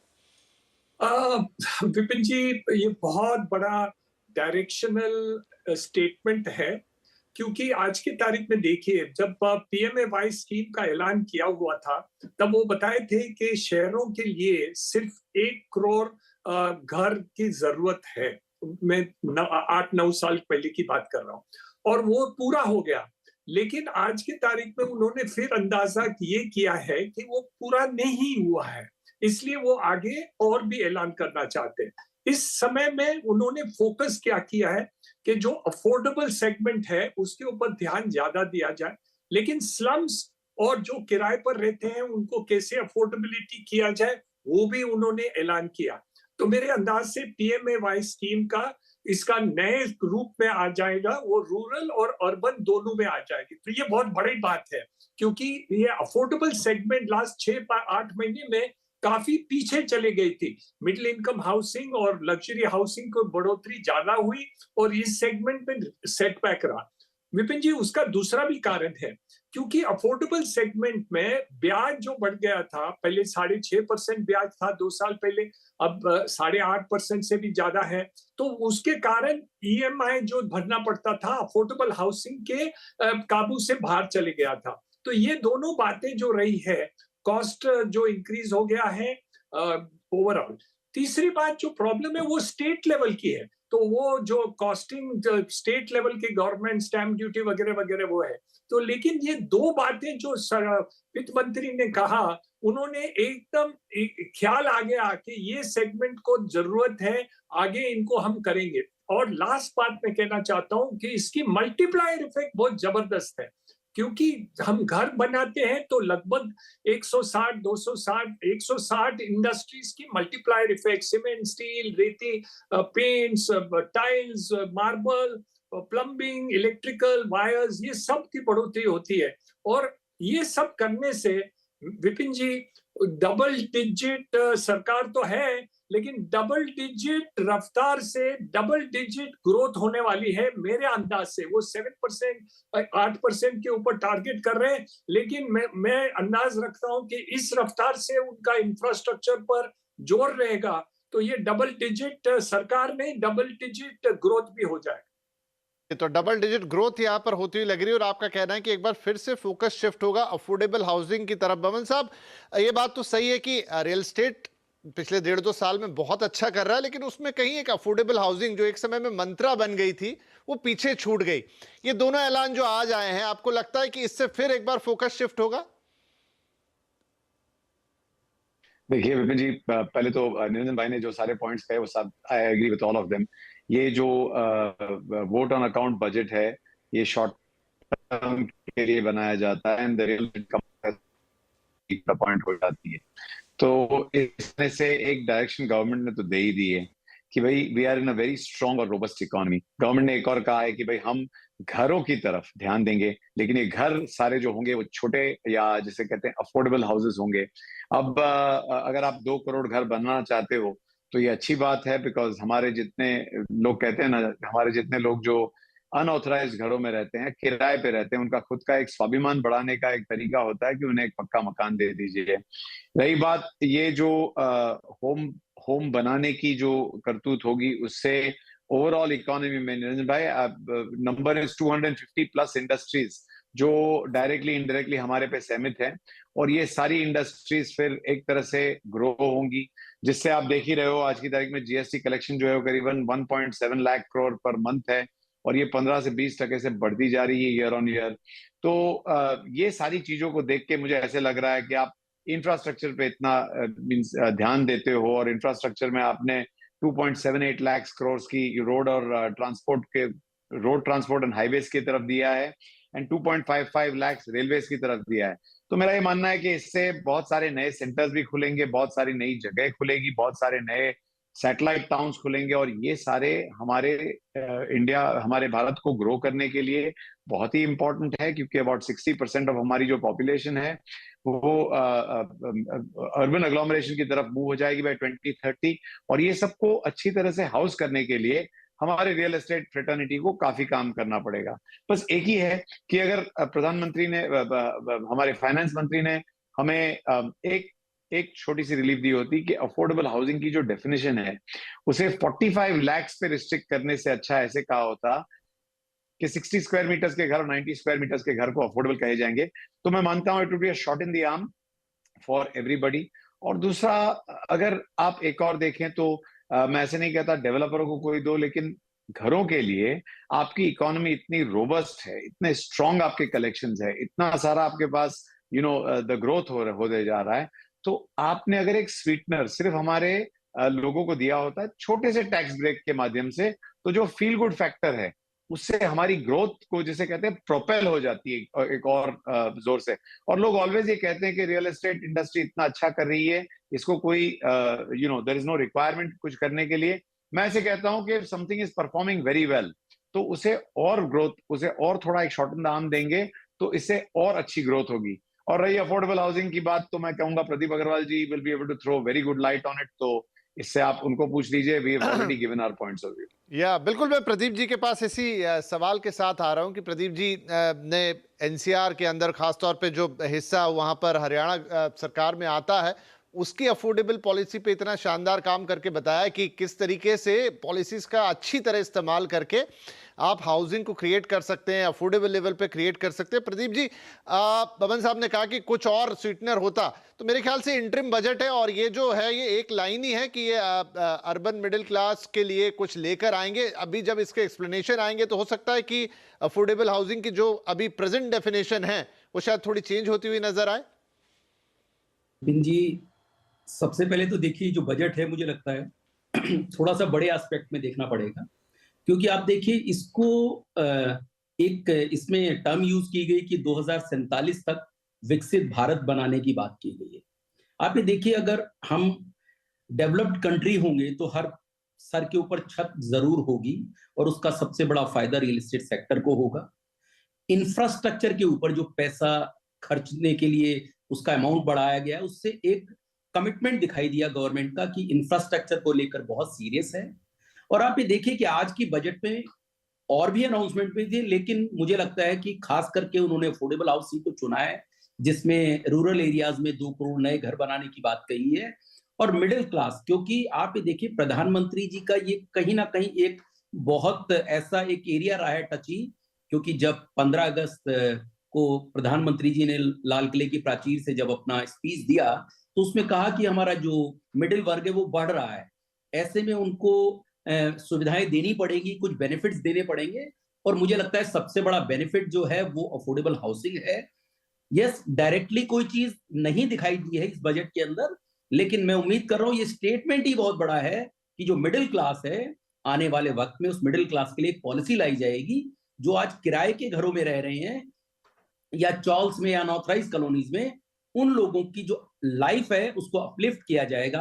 आप ये देखिए इसका मीनिंग क्या बना इसका मीनिंग ये है कि अर्बन एरियाज में जितने भी अर्बन जो मेट्रो सिटीज हैं उसके सबब्स हैं, उनके अंदर बहुत सारे ऐसे लोग हैं जो या तो किराए के घरों में रह रहे हैं या अनऑथराइज कॉलोनीज में रह रहे हैं। उनके लिए एक बहुत बड़ा लाइफ चेंज होने वाला एक मुझे लगता है ये पॉइंट है।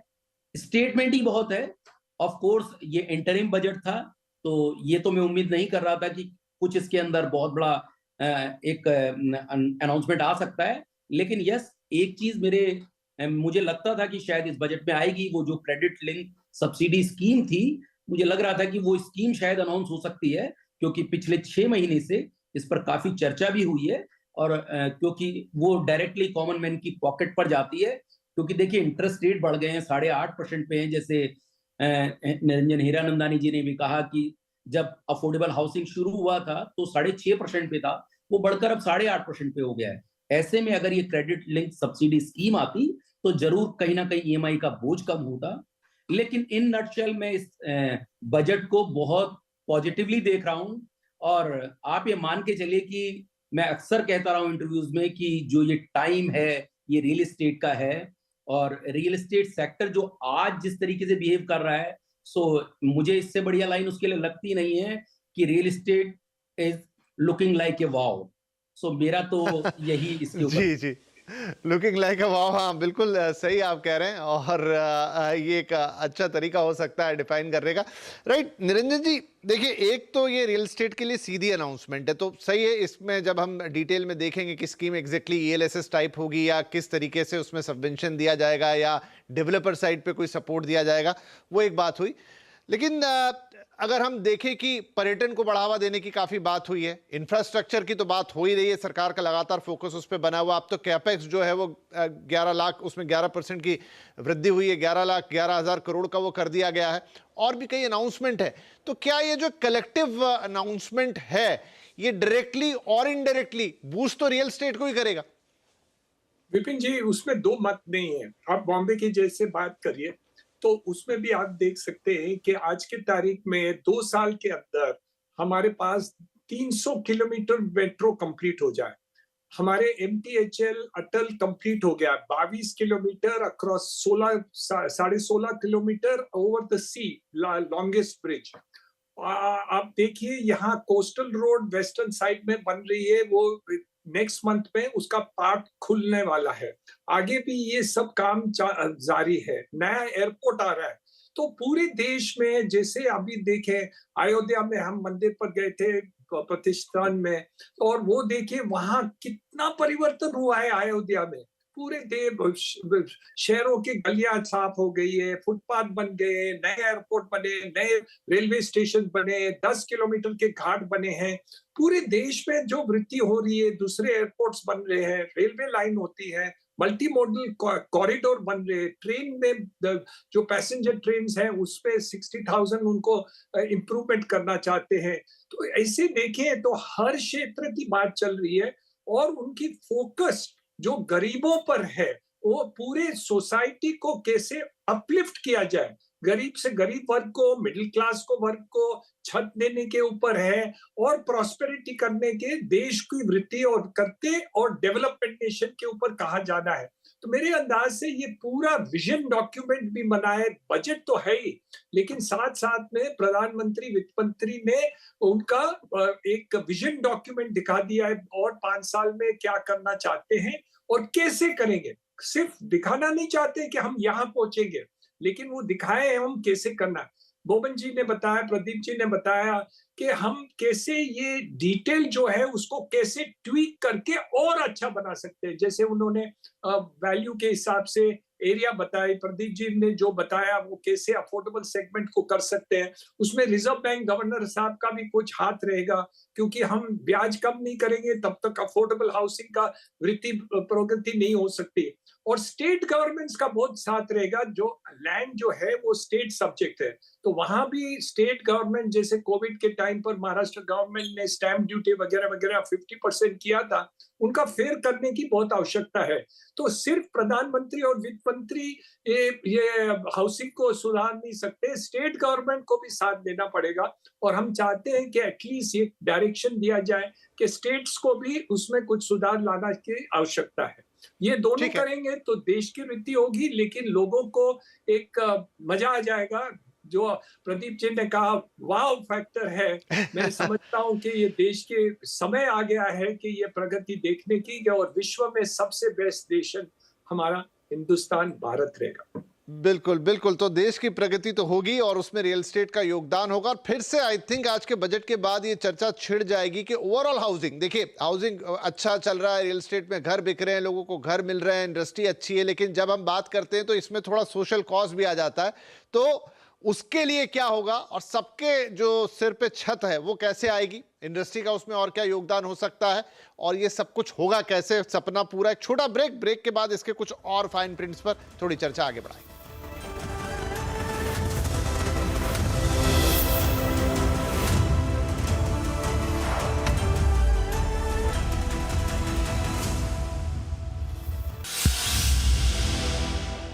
Through rooftop solarization, 1 crore households will be enabled to obtain up to 300 units free electricity every month. This scheme follows the resolve of Honorable Prime Minister on the historic day of consecration of Sri Ram Mandir in Ayodhya. With the pursuit of Sabka Saath, in these 10 years, the government has assisted 25 crore people to get freedom from multi-dimensional poverty. Besides delivering on high growth in terms of gross domestic product, the government is equally focused on a more comprehensive GDP, that is, governance, development and performance. Our government will launch a scheme to help deserving sections of the middle class, and I quote from Honorable Prime Minister's words, living in rented houses or slums or chawls and unauthorized colonies, unquote, to buy or build their own houses. Implementation of PM Awaaz Yojana Grameen continued, and we are close to achieving the target of 3 crore houses. 2 crore more houses will be taken up in the next 5 years to meet the requirement arising from increase in the number of families. Budget से जो expectations थी वो बहुत ज्यादा थी, and budget की delivery काफी हद तक एक्सपेक्टेशंस के ऊपर हुई है। इस बजट में सभी लोगों के लिए कुछ ना कुछ है, तो उस वजह से जो इस वक्त करेक्शन दिख रहा है मार्केट में, शायद वो ग्लोबल फैक्टर से ज्यादा हो।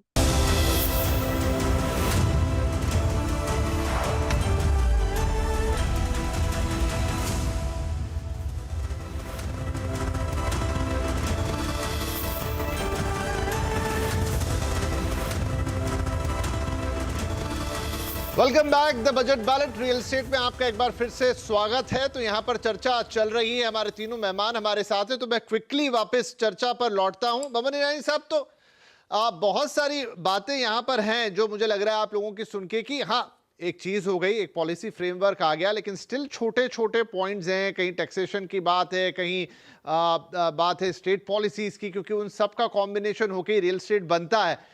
क्या लगता है आपको कि यहाँ बात कर रहे हैं प्रधानमंत्री या वित्त मंत्री कि हमको अब हाउसिंग फॉर ऑल करनी है, लेकिन उसमें सबको इंक्लूड करना है, वो कैसे होगा? आप लोग हाउसिंग कर रहे हैं, हर सेक्टर के लिए कर रहे हैं, आप प्रीमियम सेगमेंट में भी बनाते हैं, लोअर सेगमेंट में भी बनाते हैं, मिडिल सेगमेंट में भी बनाते हैं, लेकिन जस्ट वो एक सबके लिए इक्वली हो, सबको वो मौका मिले कि मैं अपना घर ले पाऊं, बिजनेस तो उसमें हो ही जाएगा, तो वो कैसे होगा? राइट, शायद बमन साहब का लिंक थोड़ा डाउन है, तो मैं प्रदीप अग्रवाल साहब के पास से सवाल लेके जाता हूं। विपिन जी, बिल्कुल आपने ठीक कहा।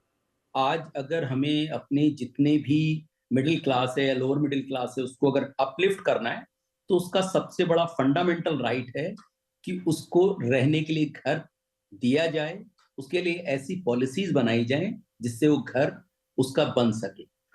स्टेट गवर्नमेंट ने बहुत ज्यादा काम किए भी हैं। अगर मैं हरियाणा की बात करूं तो गवर्नमेंट ने बहुत बेहतरीन काम किया इस अफोर्डेबल हाउसिंग पॉलिसी के ऊपर, और ये कहीं ना कहीं पूरे देश के अंदर एक मिसाल की तरह भी गई है कि अगर कोई स्टेट कमिटेड है अफोर्डेबल हाउसिंग के लिए तो वो जरूर बनाया जा सकता है। रही बातचीत कि अगर मैं पॉलिसी की बात करूं तो मुझे लगता है कि अभी कुछ और ऐसी चीजें हैं जो अफोर्डेबल हाउसिंग को कहीं ना कहीं एनकरेज कर सकती हैं। वैसे तो ये बात थोड़ा सा डिफरेंट है, लेकिन मुझे लगता है कुछ इंसेंटिवाइज स्कीम होनी चाहिए फॉर द डेवलपर्स जो एनकरेज हो अफोर्डेबल हाउसिंग बनाने के लिए। उसका एक बेसिक रीजन है कि जैसे ही कि आपने देखा भी मिड इनकम में और प्रीमियम सेगमेंट में बहुत ज्यादा सेल होने लगी, इससे अफोर्डेबल हाउसिंग कहीं ना कहीं बैकफुट पर आ गया। तो ऐसे में कुछ अगर इंसेंटिवाइज होंगे डेवलपर या कुछ ना कुछ ऐसा पीएलआई स्कीम की तरह कुछ डिजाइन किया जाए तो मुझे लगता है वो प्रोडक्शन बहुत ज्यादा बढ़ सकता है। एक पॉइंट मैं और टच करना चाहूंगा। देखिए, हमारा जो कंट्री है वो रिलीजियस कंट्री है, तो इसके अंदर जो बजट में एक बात कही गई कि जितने भी हमारे रिलीजियस प्लेस हैं उनको कहीं ना कहीं बेहतर बनाने की बात की गई है। इससे एक फायदा होने वाला है। आज आप देखिए, जो आज का यूथ है वो अट्रैक्ट हो रहा है मेट्रो सिटीज की तरफ। अगर टीयर 2 और 3 में अगर काम हो रहा होगा तो ऑफ कोर्स मुझे लगता है वहां जॉब की अपॉर्चुनिटी बढ़ेंगी। ऐसे जो प्लेस है अगर उन पर काम होगा, वहां पर हाउसिंग बनेगी, तो वहां लोगों को जॉब भी मिलेगी, लोगों को मेट्रो सिटीज की तरफ आने से रोका भी जा सकेगा, और कहीं ना कहीं हमारे वो जो एक टूरिस्ट स्पॉट की तरह बनेंगे जिससे एक बड़ा रेवेन्यू जनरेशन होगा। तो ये पूरा इकोसिस्टम है, इसमें ऐसा नहीं है कि वहां हाउसिंग बनने से क्या बेनिफिट होगा। मुझे लगता है पूरे देश की जो जीडीपी है वो कहीं ना कहीं पूरी की पूरी चर्न होगी। और देखिए, मैं बहुत ऑप्टिमिस्टिक हूं रियल एस्टेट को लेके। मैं बार बार स्टेटमेंट करता हूं कि रियल एस्टेट इंडस्ट्री केवल फेज में से उठी है। आने वाले 5 से 7 साल इस रियल एस्टेट इंडस्ट्री के लिए बहुत बेहतरीन है। अप एंड डाउन जरूर हो सकते हैं, लेकिन अफोर्डेबल हाउसिंग और मिड इनकम हाउसिंग के लिए ये सेक्टर हमेशा ही बहुत बेहतर करता रहेगा। डेफिनेटली, लगभग यही सवाल मेरे मन में आ रहा था। मैं सोच रहा था कि बमन साहब के पास लेकर जाऊंगा कि जिस तरह का माहौल इस वक्त है, जिस तरह का एनवायरनमेंट है रियल एस्टेट के अंदर, बायर्स की तरफ से, डेवलपर्स की तरफ से, और अफोर्डेबल हाउसिंग में भी और थोड़े से अगर उसे इंसेंटिवाइज कर दिया जाए या स्कीम आ जाए, या जो भी अभी आगे हमें समझ में आएगा कि सरकार इसमें क्या करना चाह रही है, तो क्या मैं मानूं अगले 5 से 10 साल इस देश में इंफ्रास्ट्रक्चर का ही हिस्सा मानूं रियल एस्टेट को, लेकिन रियल एस्टेट के ही होंगे और आप ही लोगों पे दारोमदार होगा। जैसा आप कह भी रहे हैं कि 230 से ज्यादा इंडस्ट्री आप पे डिपेंड कर रही है। लोगों का घर देना एक बहुत बड़ी प्राथमिकता है और वो काम आप ही लोगों को करना है। बिल्कुल विपिन जी, और मैं तो कह ही रहा हूं, जैसे प्रदीप जी ने बताया, real estate is like a wow. ये फैक्ट तो है ही आज की तारीख में। और हमारे जितने डेवलपर्स हैं वो भी काफी अच्छा काम कर रहे हैं आज की तारीख में, और सब आज के रेरा जिस तरह की कंप्लायंसेस को फॉलो करते हुए हम सब आगे साथ में बढ़ रहे हैं और गवर्नमेंट का एक तरह से हाथ बटा रहे हैं टुवर्ड्स होम्स फॉर ऑल। लेकिन जो अफोर्डेबल हाउसिंग की डेफिनेशन है, and Pradeep ji I am sure आप भी एग्री करेंगे हमारे साथ, कि अगर 45 लाख रुपए की अफोर्डेबल हाउसिंग की डेफिनेशन आपने 2017-18 में बनाई थी, वो आज की तारीख में नॉर्मल इन्फ्लेशनरी ट्रेंड पे ही 70-75 लाख रुपए हो जाती है। तो India is shining, India is growing, India is becoming, Bharat हमारा देश जो है इतनी तरक्की करके आगे बढ़ रहा है। आप 1 लाख करोड़ के लोन्स जो दे रहे हो 50 ईयर इंटरेस्ट फ्री के टुवर्ड्स टेक्नोलॉजिकल या सनराइज सेक्टर जिसे कहते हैं, तो उसमें जो एडवांटेज होगी हमारे देश को, उसमें बहुत सारे नए मिलियनर्स भी पैदा होंगे। बहुत सारी हमारी एक इंडिया जो टैलेंटेड कंट्री है और जहां पे लोग पहले अब्रॉड जाते थे just to realise that talent, वो सबका टैलेंट यहीं पे रियलाइज होगा। ये सारी चीजें बहुत ही अच्छी है। आपने सिंपल चीजें अगर करके रियल एस्टेट को सिर्फ एक रास्ता दे दिया बढ़ने का, तो हम आपको दावे के साथ कह सकते हैं कि हमारी जितनी डेवलपर फ्रेटर्निटी है वो आपको जीएसटी के माध्यम से, आपको जो कहते हैं स्टैम्प ड्यूटी के माध्यम से, जो आपको कहते हैं यूएलबीज जो चार्ज करते हैं प्रॉपर्टी टैक्सेस के माध्यम से, ये सारी आएगी। और सबसे ज्यादा ये होगा कि लोगों को पक्का मकान मिलेगा, और आपने एक बार किसी को पक्का मकान दे दिया तो उसके पास एक ऐसी पूंजी आ जाती है वो जिंदगी में खोना नहीं चाहता, और उसके लिए वो लॉ अबाइडिंग सिटीजन बनता है एक तरह से, और ये सारे रूल्स और कायदे कानून का फॉलो करता है, और उससे ही बढ़ोतरी बहुत ज्यादा होती है। इसीलिए मैंने कहा budget has focused on infrastructure growth, budget has focused on rural development. मैं तो कहता हूँ एग्रीकल्चर और फार्मर्स के लिए भी बहुत किया है। आपने 2 करोड़ घर बनाने की विजन एक बनाई है, वो भी काफी अच्छी है। एक तरह से सिटीज और बढ़े, क्योंकि आपकी रेलवे और रोड नेटवर्क से सिटीज और बढ़ेंगी। इन सिटीज में बढ़ने वाले एरियाज को अफोर्डेबल हाउसिंग मिले, उसके लिए एक तरह की डेफिनेशन चेंज बहुत ही जरूरी है। ये बजट में एड्रेस नहीं हुआ है। मेरी दिलो इच्छा है कि ये आते हुए बजट में जो हमारा फाइनल बजट होगा उसमें ये एक पॉइंट को पूरा करे, और हो सके तो फील गुड फैक्टर बढ़ाने के लिए, लोगों की एक आत्मशक्ति को बढ़ाने के लिए टैक्स में उनको थोड़ी सी राहत दी जाए। This will add again to the economy many fold. जी बिल्कुल, ये आपने मांग रख दी इनफैक्ट दूसरी बार, लेकिन अभी एक बजट हमारे पास और इस साल में शायद वहां पर वो चीजें होती हुई दिखाई दे, और इस बीच आपके पास कई मौके होंगे सरकार को प्रेजेंटेशन देने के। Quickly in 10 seconds each of you, मैं ओवरऑल बजट पे आपके नंबर चाहूंगा हमेशा की तरह। तो बमन साहब, मैं आपसे ही शुरू कर रहा हूं, कितने नंबर देंगे? मैं इस बजट को 7 देता हूं, विद द सिंपल रीजन कि it has been very progressive in its representation, लेकिन 2 points missing at least for the housing sector, जो मैंने ऑलरेडी कह दिए हैं। But 7 is a very good score for a vote on account. 10 में से 7। प्रदीप जी, आपका स्कोर? देखिए, मैं थोड़ा नंबर से बच के मैं बिल्कुल सिंपल बात कहूंगा। मुझे लगता है बजट के अंदर एक फाउंडेशन बनी है। ऑफ कोर्स हमें लॉन्गर टर्म में देखना पड़ेगा, क्योंकि नंबर गेम तो हो सकता है, थोड़ा बहुत ऊपर नीचे हो सकता है, क्योंकि बिल्कुल इंस्टेंट कोई मुझे कुछ दिखाई नहीं दिया तो ऐसा नंबर ऊपर नीचे, लेकिन मुझे उसका कोई इम्पैक्ट नहीं है। मुझे लगता है कि हमें लॉन्गर वे में देखना चाहिए। ठीक है, आपने कह दी अपनी बात, भले ही नंबर नहीं दिए। निरंजन जी, योर स्कोर? मैं हाईएस्ट नंबर दे रहा हूं, नंबर 9। मैंने कभी जिंदगी में बजट को 9 नहीं दिया, क्योंकि ये फर्स्ट टाइम मैं देख रहा हूं कि ये 5 साल का दृष्टिकोण इंटरिम बजट में दे दी सरकार ने। तो ये बहुत बड़ी बात है, और हर क्षेत्र को तैयारी रखनी चाहिए। कैपिटल में, इंटरेस्ट में, पोजीशन में, इंफ्रास्ट्रक्चर में, सब काम करने के लिए तैयार होने चाहिए कि जैसे वो नेक्स्ट बजट आए तो हमारा काम एकदम रफ्तार से चले। So I think it is number 9। First time I am seeing 5 years clear cut direction कैसे जाना चाहिए ये देश को। बिल्कुल बिल्कुल, आप लोगों की बातें बहुत महत्व रखती हैं। आप देश के नामी गिरामी डेवलपर्स हैं, बिजनेसमैन हैं, एक विजन रखते हैं, बड़ी बड़ी संस्थाओं को रिप्रेजेंट कर रहे हैं डेवलपर्स की। तो अगर नंबर अच्छे मिल रहे हैं इस बजट को, तो उसमें ज़रूर आप कुछ देख रहे हैं। हाँ, हमारे पास एक मौका और, एक बजट और इस साल, जो कि कंप्लीट बजट होगा after the formation of new government. तो वहाँ पर बहुत सारी उम्मीदें फिर से लगेंगी, लेकिन रियल एस्टेट नाउम्मीद तो नहीं हुआ है, ये कहा जा सकता है। बहुत बहुत शुक्रिया आप तीनों ही महानुभावों का इस कार्यक्रम में शामिल होने के लिए। नमस्कार। विपिन जी, मुझे लगा कि हमारे प्रदीप जी ऐसे लास्ट एक लाइन कहेंगे, पिक्चर अभी बाकी है मेरे दोस्त, लेकिन उन्होंने नहीं कहा। तो anyway, thank you very much Vipin ji. नहीं, पिक्चर वाकई में बाकी है, फिर दोबारा अगले बजट पे जरूर मुलाकात होगी। धन्यवाद।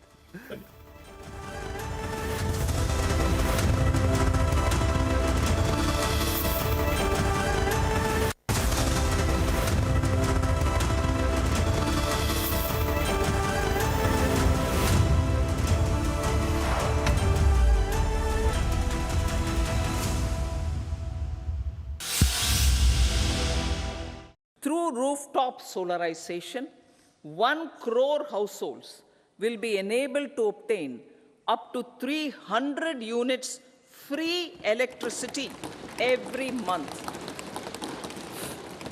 This scheme follows the resolve of Honorable Prime Minister on the historic day of consecration of Sri Ram Mandir in Ayodhya. With the pursuit of Sabka Saath, in these 10 years, the government has assisted 25 crore people to get freedom from multi-dimensional poverty.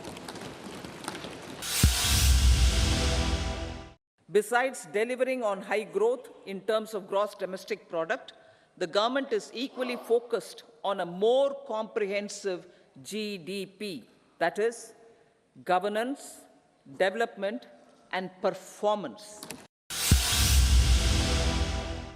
Our government will launch a scheme to help deserving sections of the middle class, and I quote from Honorable Prime Minister's words, living in rented houses or slums or chawls and unauthorized colonies, unquote, to buy or build their own houses.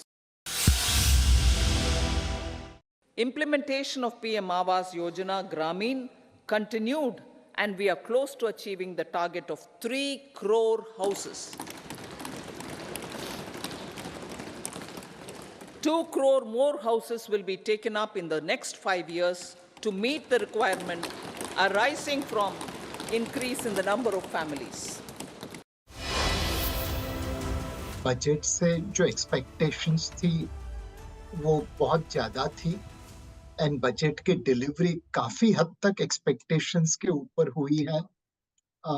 इस budget में सभी लोगों के लिए कुछ ना कुछ है, तो उस वजह से जो इस वक्त करेक्शन दिख रहा है मार्केट में, शायद वो ग्लोबल फैक्टर से ज्यादा हो और वोट ऑन अकाउंट या बजट से कम हो, ये सोचना जरूरी है।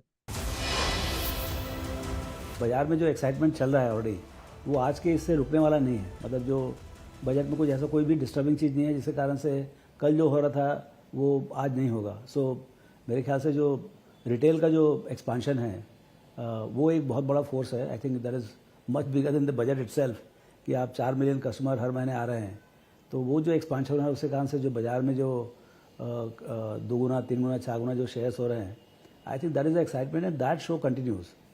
बाकी जो थोड़ा इंटरेस्ट रेट कम होगा तो जो बैंकिंग सेक्टर होगा थोड़ा स्ट्रेस में था, आई थिंक वहाँ पर थोड़ा रिलीफ पक्का मिलेगा।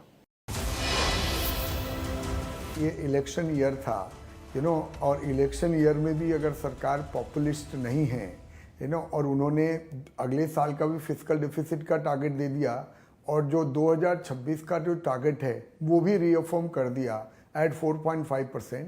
मेरे हिसाब से बाजार के लिए बहुत बड़ा पॉजिटिव न्यूज़ है दैट और ये ऑल्सो उनका कॉन्फिडेंस बता रहा है पॉलिटिकल साइड में भी दैट इवन इलेक्शन ईयर में उनको पॉपुलिस्ट होने की ज़रूरत नहीं है।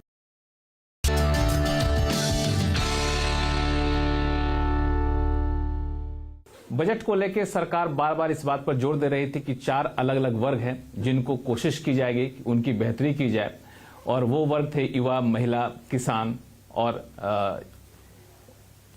अन्नदाता। ज्ञान थीम पर बजट पेश किया जाएगा।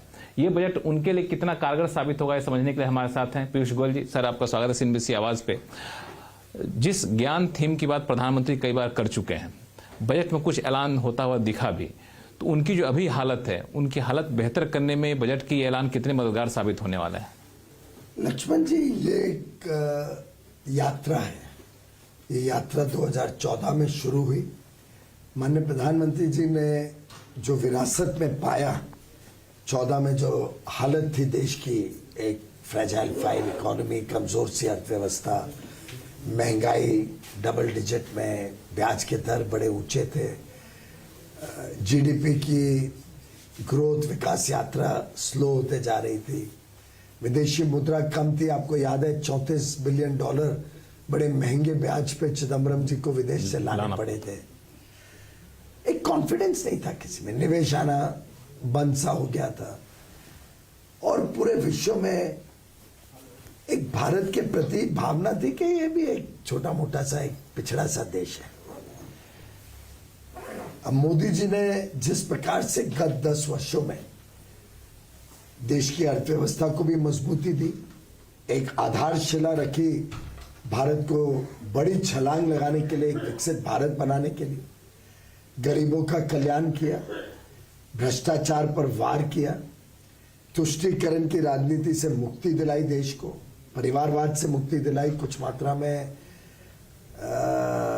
विपक्षी दलों को भी एक तरीके से सबक सीखने को मिला। संदेश दिया उनको क्या परिवारवाद नहीं चलेगा, परिवारवाद जनता एक्सेप्ट नहीं करेगी।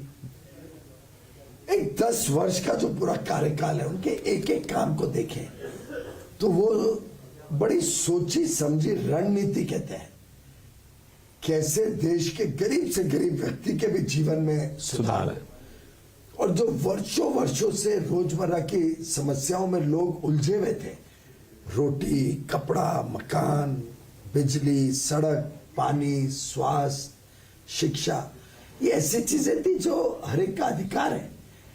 अधिकार बोलने के लिए तो बता देते थे सरकारें, गरीबी हटाओ करेंगे नारा दे देते थे, कहते थे भ्रष्टाचार है, 100 रुपए में 85 रुपए दलाल और बिचौलिए ले जाते हैं, भ्रष्टाचार में चले जाते, लेकिन कभी इसका समाधान नहीं किया गया। मोदी जी पहले प्रधानमंत्री हैं, 10 साल में एक एक विषय की गहराई में जाके एक एक विषय का समाधान किया और देशवासियों को एक राहत दी और देशवासियों का आत्मविश्वास बढ़ाया कि अब समय अच्छा है। तो ये बजट आपको लगता है कि ये उस इंटरवेंशन का चरम है, अब हमें इसके आगे सिर्फ इसको इम्प्लीमेंट करने पर जोर देना है, जो भी ऐलान किया गया बजट है महिलाओं के लिए, यूथ के लिए, या फिर और भी इंटरवेंशन की जरूरत पड़ेगी? ये सवाल मैं इसलिए पूछ रहा हूं क्योंकि आपने टारगेट एक बहुत ही एम्बिशियस रखा है कि 2047 तक हमें विकसित भारत बनना, उसके लिए आपको बहुत सारी चीजें करनी पड़ेगी। ये तो एक डायनामिक परिस्थिति होती है, इसमें कोई एक ही निर्णय आज ले लिया और उसी पे पूरी चीजें टिकी रहती है, ऐसा नहीं रहता। आप देखेंगे कि 10 साल के बाद अब जब इंटरिम बजट में आगे की दिशा दिखाई माननीय वित्त मंत्री जी ने, एक प्रधानमंत्री जी की जो सोच है कि कैसे भारत को रिफॉर्म करना है, ट्रांसफॉर्म करना है और उसके लिए परफॉर्म करना है, उसकी आधारशिला लेते हुए 10 साल के कार्यकाल के बाद आज जो स्ट्रॉन्ग मैक्रो इकोनॉमिक फंडामेंटल बने थे, उस पे आगे बढ़ना, उस पे कैसे हमने एक बड़ी इमारत खड़ी करनी है, उसका एक झलक आज माननीय वित्त मंत्री। एक सवाल मैं पूछूंगा आपसे कि विपक्ष जाति की राजनीति के तहत जाति का मुद्दा उठाया, प्रधानमंत्री ने इसका जवाब भी दिया, कहा कि हमें सिर्फ 4 जातियों पर फोकस करना है, जो गरीब हैं, युवा है, महिला, यूथ है। आपको लगता है ये जो 4 नए वर्ग हैं, इन